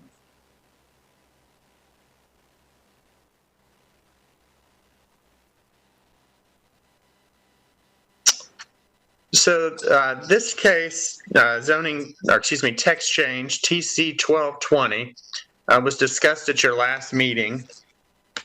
Basically, it would do three things. Move approval authority for subdivisions in the historic overlay districts and on sites designated as historic landmarks from the City Council review and approval authority, moving that to the Historic Development Commission. Secondly, it would clarify that subdivisions of land in these areas are only to be denied when incongruous with the special character of the district or the landmark. And that was one of the sticking points at the last meeting. There was a concern about getting more information on that topic. We did include a memo in your board docs materials explaining that process a little more. And we also have Tanya Tully on the line from the Historic Development Commission, if you have any additional questions about that.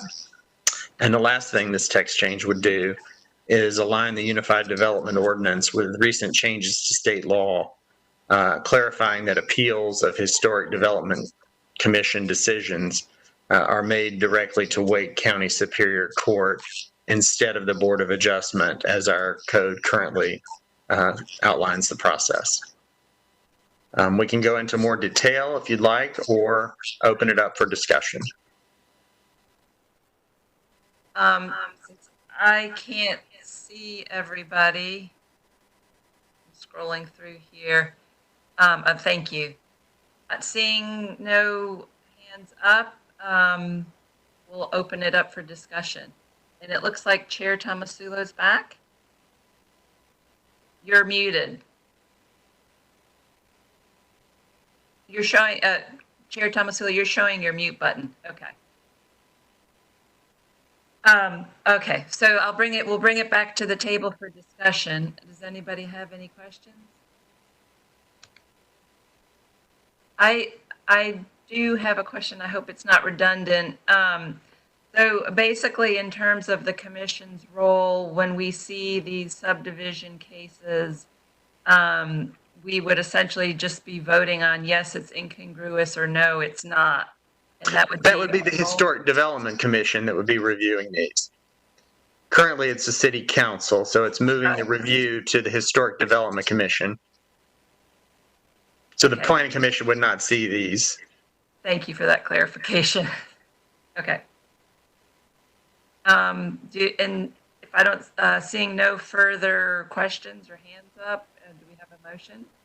Commissioner Bennett.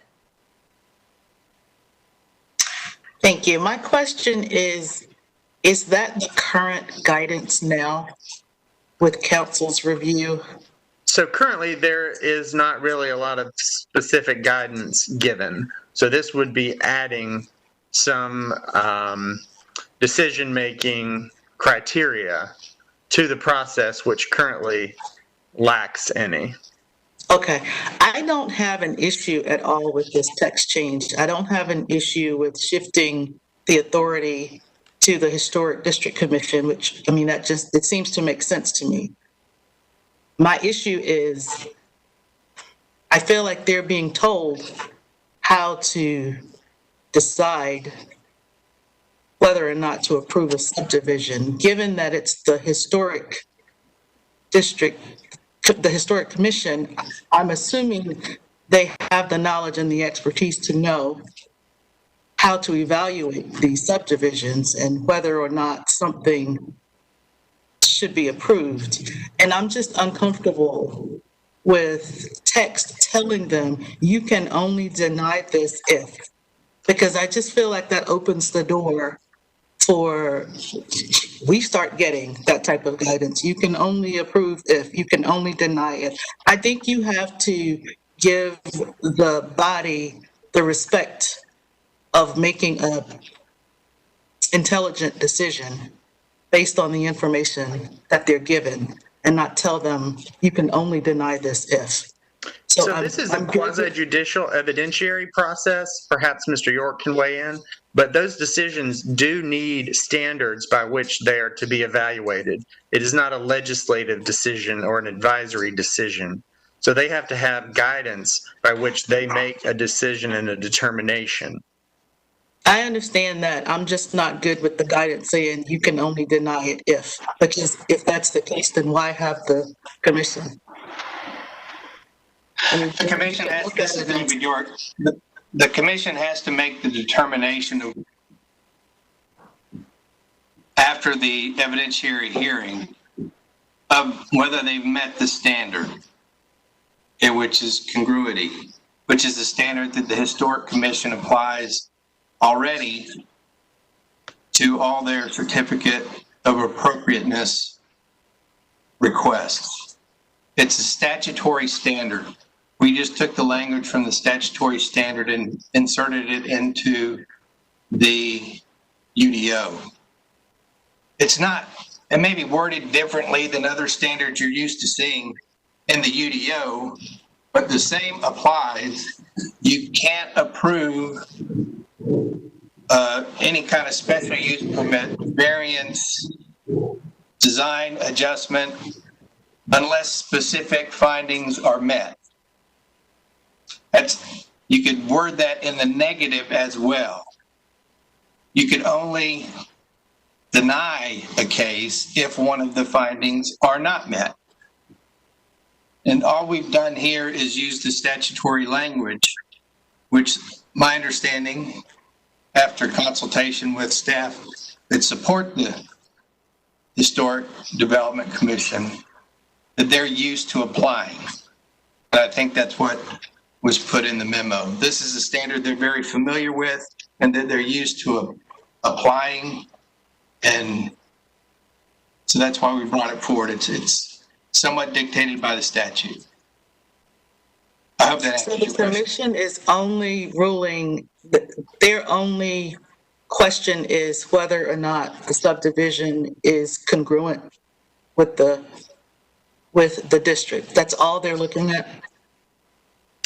Essentially, they're trying to determine if the lots that are proposed could then contain buildings that meet the Historic Development Commission guidelines for historic districts. So for instance, if you had a block face where all the homes were a half acre or so. And so the homes were large or had large side yards, et cetera, if that was the character of the district. And then someone proposed, because the zoning would allow much smaller, narrower lots, if those homes would be that would be built on the smaller, narrower lots were not in keeping with the character of the district, then the board would say that this subdivision, is going to produce lots that would produce buildings that are incongruous with the character of the district. And so they would be looking back to their guidelines to sort of project whether the lots could support the type of development that would be congruous with the neighborhood. From a historic development and, commission and using their guidelines. So it's, even though the guidelines aren't specifically referenced, they kind of have to look to the guidelines to make that decision about congruity or incongruity. Okay, thank you. Okay, thank you, everyone. I'm back. Sorry about that. Cisco was not agreeing with my computer. Are there any other comments? Or are we ready for a vote? I'd like to entertain a motion. I'll go ahead and just move approval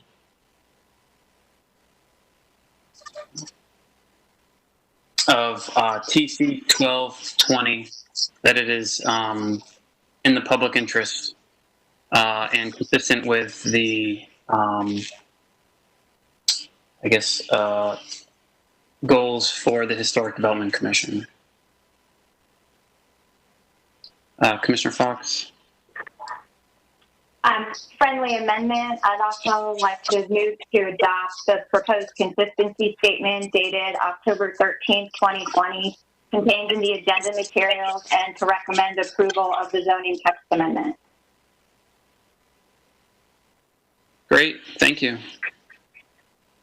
So there's a motion and a second. We'll go ahead and take roll call now. Janitha, please. Commissioner Bennett, how do you vote? Aye. Commissioner Hicks? Aye. Commissioner Lampman? Aye. Commissioner Mann? Aye. Commissioner McIntosh? Aye. Commissioner Miller? Aye. Commissioner O'Haver? Aye. Chair Tomasulo? Aye. And Commissioner Winters? Aye. All right, thank you, everyone. The motion passes unanimously. We are now moving on to new business.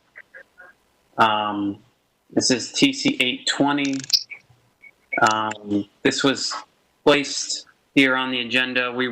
I did not think that we were going to be talking about planning or text changes, but since it is on the agenda, we can hear the presentation, but I'm expecting to refer this to committee, but we can have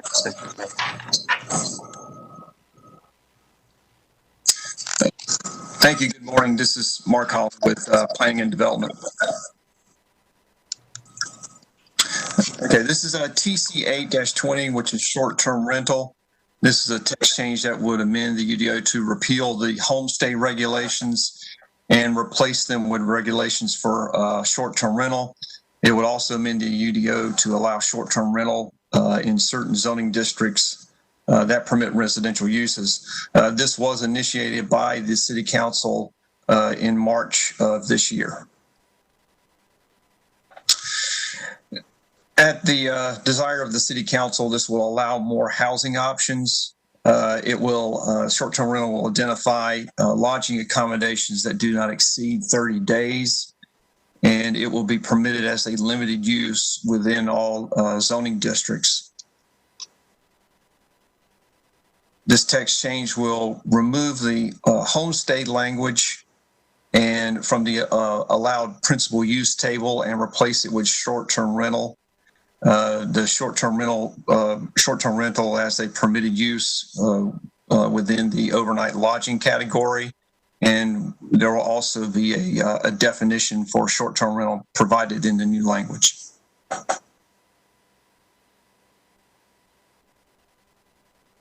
For use standards, there will be a requirement for a zoning permit, and that permit will need to be renewed on an annual basis. Cooking facilities will be prohibited within any bedroom, with the exception of facilities that may be located in a one-room studio use. And no exterior advertising will be permitted. Special events and gatherings will not be permitted at the premises, nor can the premises be used as a live work or a home daycare use. Within multi-unit living uses, and these would be multi-living uses are those that are 3 or more units. Short-term rental cannot exceed more than 25% or 2 dwelling units, whichever is greater, and as within any single building. Short-term rental operators will be required to comply with all state and local laws, and for a period of 3 years, operators must maintain a list of all the lodgers that stay on the premises. This text change will also establish measures for violations. Violations will, breaking of the standards will result in civil penalties and possible revocation of the zoning permit. The permit may be revoked in the event that any resident manager or operator of the facility has been convicted of violating a criminal law or 2 or more of the city codes within a 365-day period. Staff is available for any questions on this, and you should have a copy of the full language in your packet. Thank you very much, Mr. Holland. I'll bring it back to the table. I'm open to conversation about it, but I don't view this as an administrative change. I view this as a significant change, and so, I'm open to having a discussion here, but without objection, I just move this to text change committee. Seeing no one objecting, then we will go ahead and move TC 820 to the text change committee. All right. Sorry, I got to figure out what's going on with my computer. It's moving very slowly. My script is not moving, but I do believe that the next element on the agenda is our minutes. So, thanks, Commissioner Hicks. So do we have any comments about those 2 sets of minutes? Commissioner Winters. Thank you. Regarding the September 22nd minutes, I do want to add more clarity and flavor, basically, to the comments that we were given. That I'll say I particularly gave as we were talking about the grassroots conversation. Specifically, the request was for the applicant who volunteered a mural to capture the history of the South Park area. The request was made that it be written in perpetuity and tied to the deed. Again, it was that they volunteered the mural. It's wanted that clarified in the notes, as well as clarity of it remaining an open space, the same project remaining an open space. Again, wanting to clarify and specify in perpetuity again with the deed, as well as the conversation of equity. I did not have prepared statements, so it was more so along the thrust of this is what equity or lack of equity looks like when we're looking at the a project on Bragg Street, and then the other project up New Bern Avenue, not New Bern Avenue, I can't remember the actual, I think it was Z1419, and it was trying to give where there was specificity as to where dumpsters are located. The equity will just say in a neighborhood that is more affluent. The lack of care that was given versus one that was not given a lot of consideration. An historic neighborhood that was not given the same consideration was disturbing, and it was concerning, and wanting to bring illumination to that as we're moving forward and as we are reviewing cases. So I would like for those words and those thoughts to be captured in this, and I do understand that there was a lot, and again, it's not a prepared statement, but I think this is the thrust of what we're dealing with as a society and what we have taken up as a commission. And to have that captured and conveyed in the spirit and in the word of how we are sharing it, because I think council needs to understand where we are, as well as citizens need to understand how we are looking at information and how seriously we are taking this, because we are here for not only developers, but we're also here for citizens and trying to wedge that and have a win-win situation. And I would love to have that clearly reiterated. Thank you. Thank you very much, Commissioner Winters. And maybe I guess we can figure out with staff if there's a chance to kind of review draft. Commissioner McIntosh. Oh, just wanted to add a piece of detail. I believe the case where the dumpsters were specifically located was on Edwards Mill, and that was, for the benefit of neighbors. And so Commissioner Winters is pointing out that we need to have that same level of concern for neighbors throughout all parts of Raleigh, not just in certain areas. Thank you. Commissioner Bennett. Thank you, Chair Tomasillo. Along those same lines of what Commissioner Winters was just saying, item, I believe it was H2, I had some comments as well. They weren't prepared, so I can't submit a transcript, but I'm sure if you listen to it, you can capture them. But I would like that captured in the minutes as well.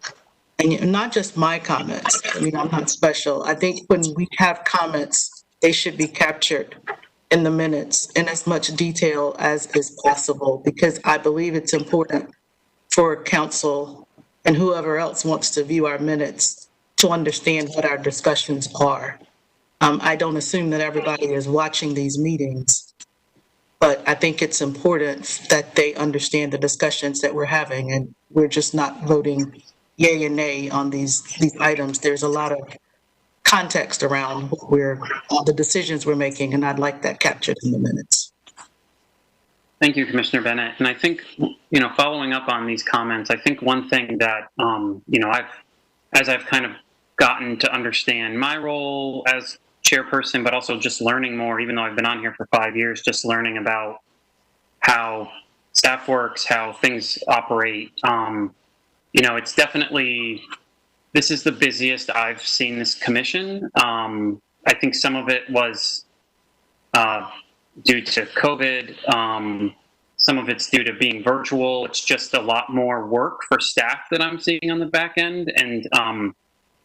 And we do have the opportunity and actually the position of, I'm going to need Travis to remind me of the name, but I think it's simply secretary, but we normally defer that role to the staff side, but Janitha is doing a lot of work during each meeting, and I wonder if for some of our richer conversations, that secretary position can really help capture and be that go-to individual to kind of capture the elaborated conversations that we have that will help kind of paint a little bit of a broader picture for our conversation, particularly passing on the council. Commissioner McIntosh? I believe I'm secretary, so I'll be happy to do that. Okay. I think when I was elected, we said that that is normally deferred to staff, but if staff would like that help, I'd be happy to help with Thanks. that. And I think it just seems like with the virtual environment, I think everything is just a lot more challenging, and so that could be another opportunity. So Just yeah. to confirm with Shanitha, would you all want me to compile additional written transcript of those discussions that Commissioner Winters and Commissioner Bennett were speaking about, or is this something for me to do in the future? That would be fine to add to the minutes any specifics, because I do not quote unless it is stated that it wants to be quoted. And I try to get the gist of what you're saying in there. But this is not a word for word. So if there's something specific, then yes, I would appreciate the help on that. Okay. And I think maybe it would be, sorry. I think maybe it will be a little bit of a learning process to where we can create perhaps a little bit of an informal way of making note of certain things that we would like to be documented. I think with consideration of our time, but, and Commissioner McIntosh.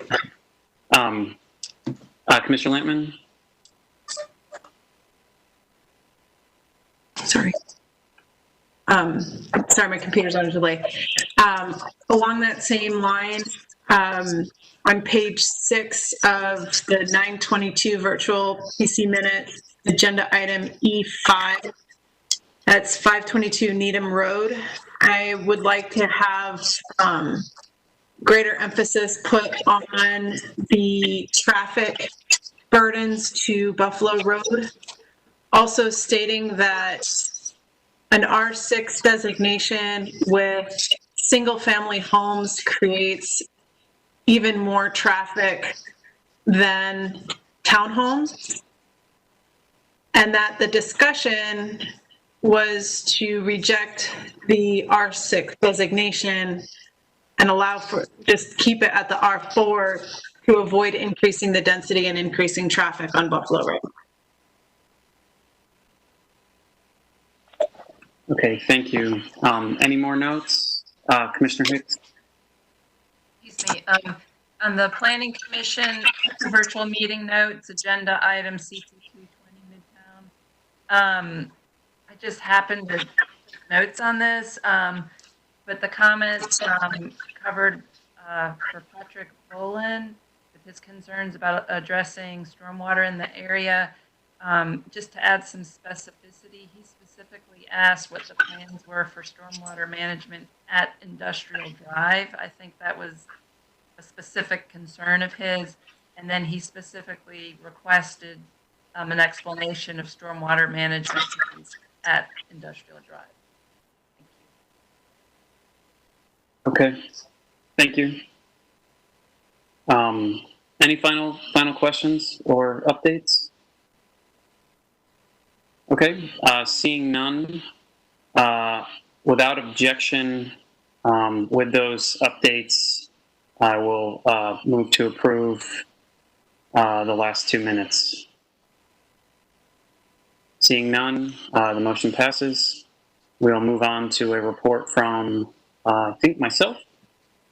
For some reason, my computer is a little bit frozen. I can see everybody, but my documents are not moving.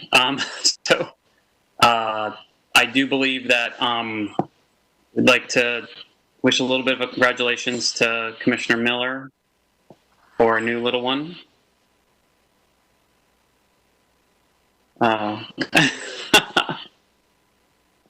What's their name? This is Hank, my newest associate. Nice. Congrats.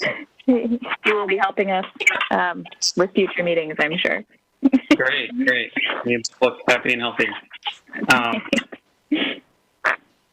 And I guess I don't have anything else to report, but I guess I will turn it. Oh, Commissioner Hicks, did you have? Sorry, I didn't mean to interrupt. Okay. I guess next it would be a report of the chair, or it's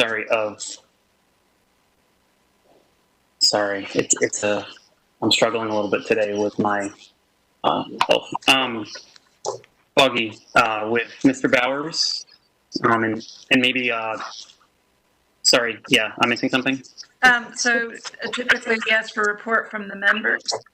Excuse me. Sorry. That's okay. If I could interject a comment or question, I think we also talked about circling back around to zoning case Z13, 20 downtown south, and holding a special meeting. That was, yeah, going to be with their, yeah. Thank you. Yeah. That's all I have. Any other Commissioner Winters? Okay, are we on my report from members? I want to make sure I'm not going out of line. Excuse me? Are we at report from the members? Yes. Yep. Okay. We will have a strategic planning committee meeting on Tuesday, the 20th, from 10 to 12. That's all I'm going to say. Okay. Any other reports from Commissioner Miller? I just wanted to thank everyone for covering for me while I've been on maternity leave the last 4 weeks, and I look forward to re-engaging and diving back into our work for moving forward. Thanks. Happy to. Any other reports before we move on to the planning director? Seeing none, we'll turn it over to Mr. Bowers for any reports and the update on the Downtown South rezoning special meeting request. Okay, so let's start with the Downtown South rezoning. The current state of play is that it is on the agenda for the committee of the whole meeting on the 27th, and mailed notice has gone out for that. So we also understand that you need a special meeting to more fully hear the case, and that meeting could be either of the committee of the whole or the full planning commission. So I'm going to run down those options. First, noting that October has 5 Thursdays in it, and so there is an opportunity for you to put your special meeting, say in the normal time slot for a committee of the whole meeting on the following Thursday, which would be the 28th. Make sure I got which would be the 29th. The 29th. Okay, so with that said, you could get an initial presentation from the applicant, but do have a much longer meeting on the 29th. If that's a special meeting of the Planning Commission, then you will have to refer the item out from Committee of the Whole without a recommendation to go back to the full commission. The cons of it being a commission meeting, I think, are that you have stricter limits on public comment, although you could waive them. The pro is that if you were ready to take action at the end of that meeting, you could take final action on it. If it's a committee of the whole meeting, then obviously you don't have to refer it out. You would just have to keep it in committee of whole and announce that you were going to hear it at the following week. The committee of the whole rules typically have longer and more generous public comment. It also makes it easier if you think it's going to be in committee of whole beyond that special meeting. But the downside is you cannot take final action. You have to refer it back to the full planning commission before you can refer a recommendation to city council. So those are the options as we see them. Obviously, if the Thursday date is bad for everyone or bad for a significant number of commissioners, then we would have to look for another time. But the general options as to whether it stays at committee of the whole or stays in planning or gets referred back to planning commission are the same.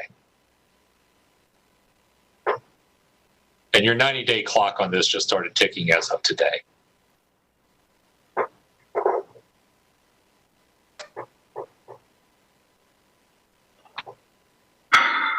We can't hear you, Chair.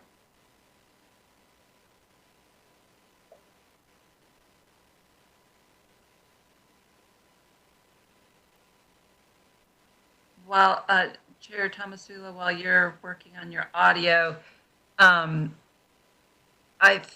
think my preference would be to give this case as much time in committee of the whole as we can, so multiple times. And maybe we can, after we discuss it, maybe we can see if most of us can make it on that additional meeting, which is, Mr. Bowers, was that on the 29th, Thursday the 29th? Is that what you were recommending? Oh, you're muted. It's an option the staff is putting forward, not necessarily a recommendation. Oh, sorry. Thank you.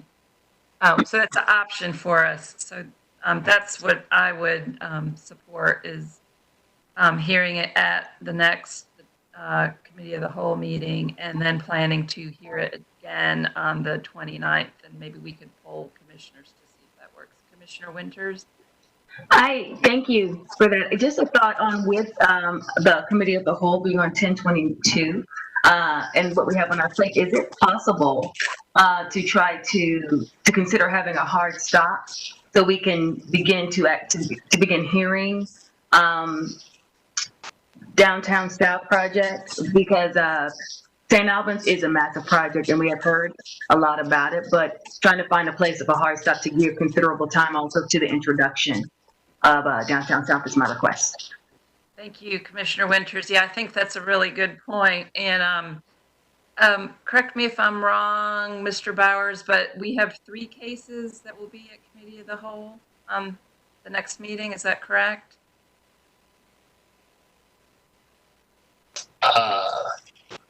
Let me double check on that. Look at what's queued up, but you're correct. The Midtown item, we have a lengthy memo for you to go through all the outstanding items related to those comp plan amendments. So we would expect that to take some time. So what I was hoping to be able to do, if this seems fair to all of the cases, is to split our time up, our 3 hours, divide it equally amongst the cases to ensure that we hear them all. I worry a little bit that it won't be enough time for the Midtown to get all the way through it, and we're pushing up against a deadline there. But I guess we can, with some guidance from staff, cross that bridge together. Commissioner Haver. I have a question about Midtown. Is there a way, I have a feeling we're going to hear a lot of the same comments that we've heard, and I know that we ask that the public limit their comments to new issues. So I don't know if that would assist us in being able to hear folks who haven't spoken before, but not taking 3 hours to hear the same comments, because it seemed like in the last 2 meetings, we heard a lot of the exact same concerning information that was already shared. Just throwing it out there for thought. I don't know. Maybe that's not kosher, but. Agreed. I think sometimes that's the challenge, is to, ask folks making comments to keep it to new or additional information. So I will do my best to try to keep that on track. And if anyone's listening relative to this case, I would encourage, if there's anything that the public feels like they can discuss with staff in advance, that would be very beneficial to the process, if that's appropriate. Is there Commissioner Bennett? Thank you, Commissioner Hicks. I agree that there are comments that we probably will have heard, and we should think about how we handle that. I just get very uncomfortable when we start messing with public comment. It makes me very uncomfortable. I think given that this might be the only opportunity some people have or feel they have to comment on these cases, and something as big as this one, while I don't want to necessarily sit there for 3 or 4 hours listening, it makes me uncomfortable that we are drawing a line. Okay, we've heard from you before, we don't want to hear from you again. Or we've heard this comment already. I don't know, it just, I get it. I'm with you on that. I totally understand completely. Yeah, 100% behind you. Just threw it out there, so I'm okay with that. And it has been our policy to ask comments to be, to reserve additional speakers to speak about new or additional items. And so part of that was also encouraging if there's a group of people who want to make the same comment, perhaps having a representative to do that. So as to respect, the time frame that we have available. So we can encourage that as well. I think I saw Commissioner Miller's hand up. Yes, I was just wondering on timing. I wanted to clarify if we have a special meeting, how many days notice have to be provided for a special meeting? Right, so that's a really good question. I believe, and I'll have David York check me on this, is it because the meeting has been noticed for the 22nd, if you announce the new meeting date at that date, it doesn't have to be noticed again, is that correct?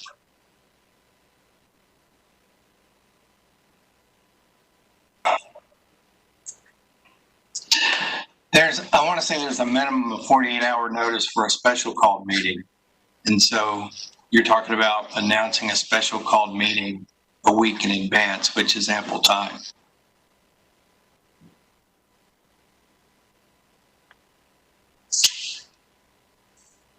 So if it's possible, I think it would be useful if we can is go ahead and maybe let's take a roll call of who will attend the meeting on the 29th and see if we have a quorum, and then go ahead and ask that special meeting be set. I was also going to check and see on the timing of notice. Is there any possible way to do it on the 22nd immediately before the committee of the whole meeting?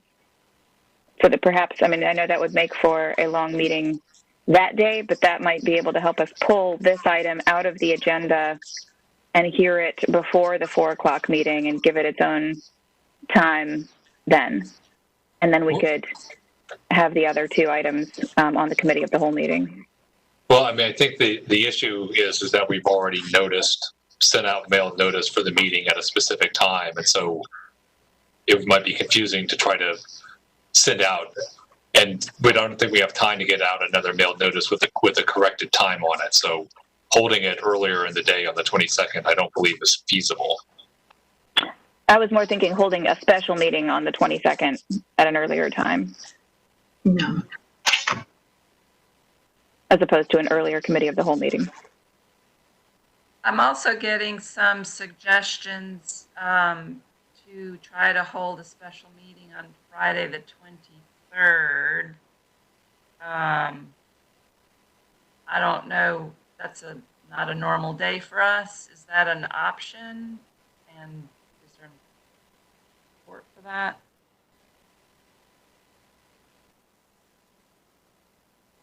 And can I confirm the concern is that we won't have enough time to hear all of the issues. Do we think creating a new meeting is going to get it out of committee in the whole with one meeting? No. So. Oh, sorry. Go ahead. No, I was just. Go ahead.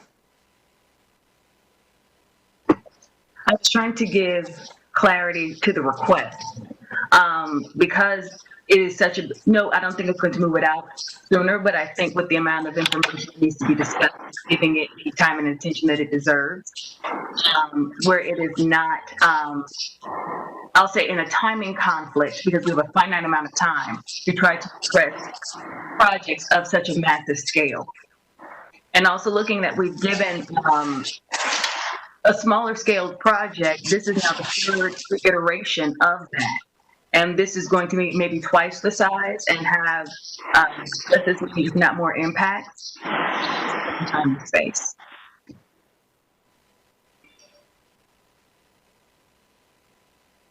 Would there, if we wanted to pull out the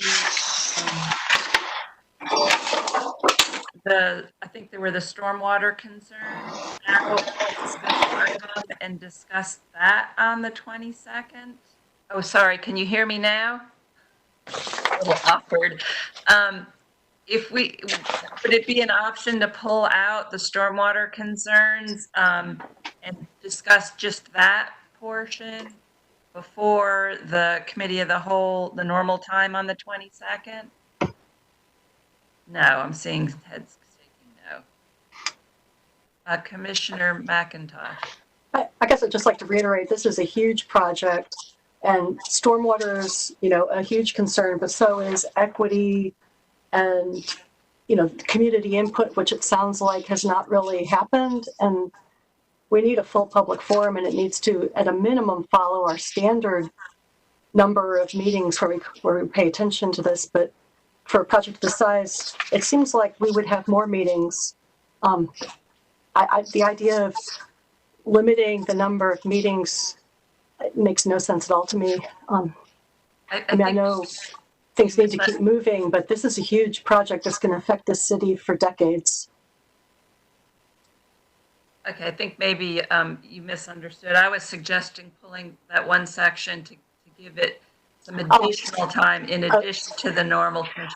And also, I'd like to recommend the 29th as a third slot for the project, as a special meeting for that project. Yes. Sorry, I think I was reacting to the idea of us spending one committee of the whole meeting and then voting it out committee of the whole. I think this requires a number of meetings with ample space for public input and hopefully response from the developer to that public input. Okay, thank you. I'm not opposed to giving it its due time with public comment. I'm just trying to figure out why we wouldn't leave it in a cycle that's set up to hear projects if we don't think it's going to, if we think we're going to hear it more than once. I'm just trying to figure out procedurally why we're trying to do something different. That's all. I'm not sure I understand that part.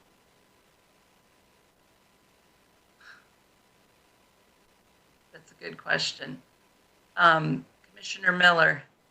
I think that's because the committee of the whole meeting in November is canceled or there won't be one in November or maybe also December. Is that right? And this needs to be voted out by January? This is Travis. I think what Commissioner Miller is referencing is the conflict that we typically have with committee of the whole in the holiday season.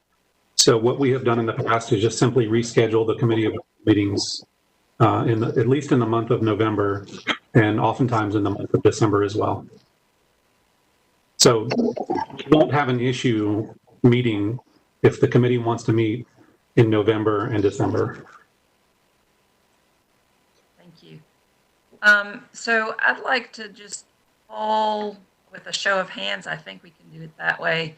Who would be able to attend a special meeting of the Committee of the Whole on Thursday, October 29th at our normal time slot?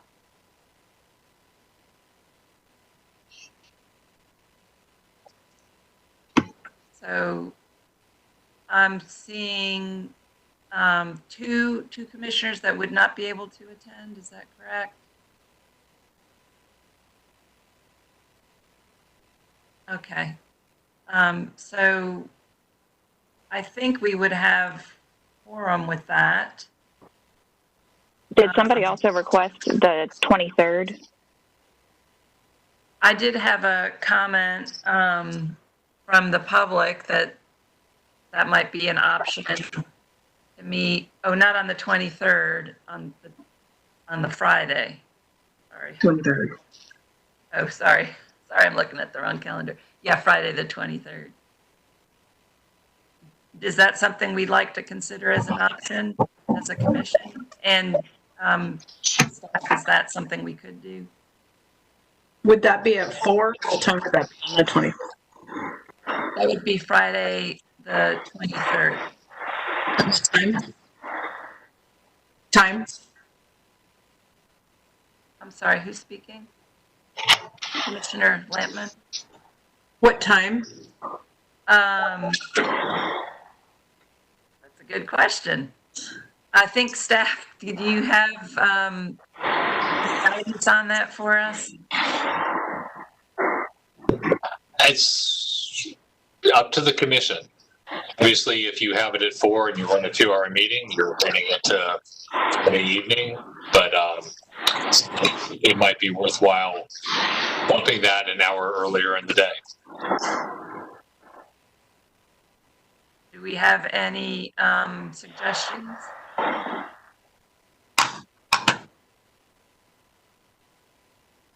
To 3 o'clock, is that what the suggestion is?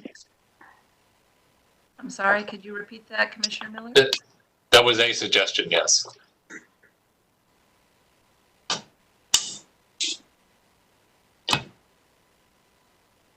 I might say logistically either 3 o'clock or maybe lunchtime to interfere minimally with the workday. Staff can be available for either. Thank you. Commissioner Winters?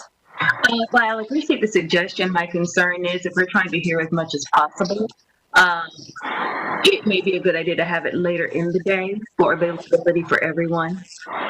So the 3 o'clock time frame. Okay. And presumably that works for the applicant as well, right? So do we vote if on 3 o'clock on Friday the 23rd for a special committee of the whole meeting? And I guess I would just, maybe we can just, well, by a show of hands, Commissioner Lampman? I could do 3:30. I'm out of town actually that week, so I'm really trying to get that to work. I could do 3:30 or I could do 4 on Friday. Okay. Anybody else? Can if you can't make it on Friday the 23rd at 3:30 or 4, raise your hand. No, if you cannot. Okay, so we have one that cannot. It sounds like the majority of us could, and we would have quorum. So if you're in favor of holding a special meeting on the 23rd at, shall we say 3:30? I'm just going to say, well, I don't know how many people are going to want to meet at 7 o'clock on a Friday. So let's just say Friday the 23rd at 3:30. With a show of hands, if you are in favor of setting that as a special meeting.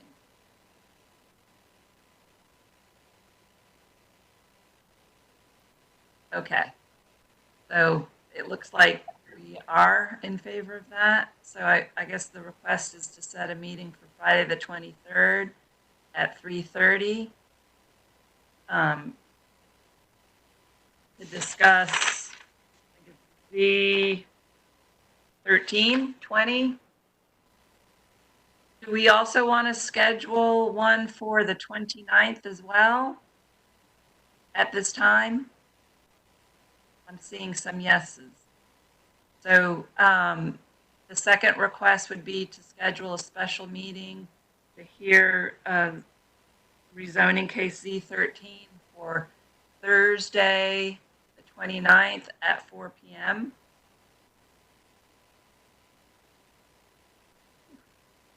Move some things around. If anybody's opposed to doing that, raise their hand. No. Okay. So I think that should set us up pretty well to cover some ground. And I think with that, we conclude the discussion on that case. The next item is pending items.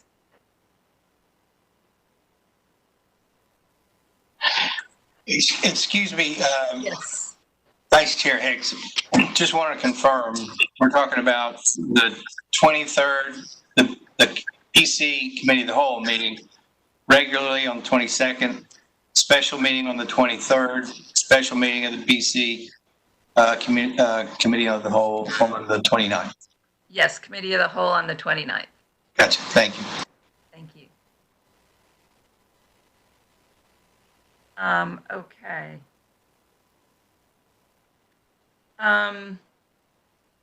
Mr. Bowers? Oh, sorry, Commissioner O'Haver? Oh, sorry, I was going to check. So those two special meetings are to deal with the Z1320 specifically? Correct. Okay, thank you. Welcome. Mr. Bowers, did you have anything else you wanted to cover as part of your report? There were on the city council meeting, but the most important one is that you did receive your additional time for the Midtown area plan, but only 30 days.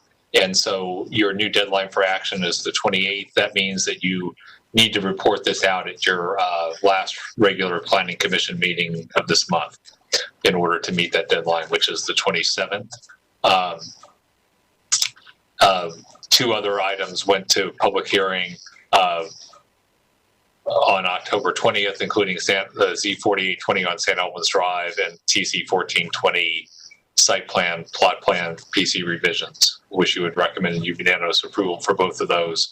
Those are going to be heard on the afternoon of October 20th. Other items that you reported out were scheduled for public hearing the evening of November 4th. And then a number of items were approved on the evening agenda. I won't go through all of them, but essentially every zoning case was on there. The comp plan amendments for the Swift Creek watershed were approved, and TC 620, the neighborhood transition requirements for senior housing, were also approved. And that concludes my report out. Thank you. Okay. The next item is pending items.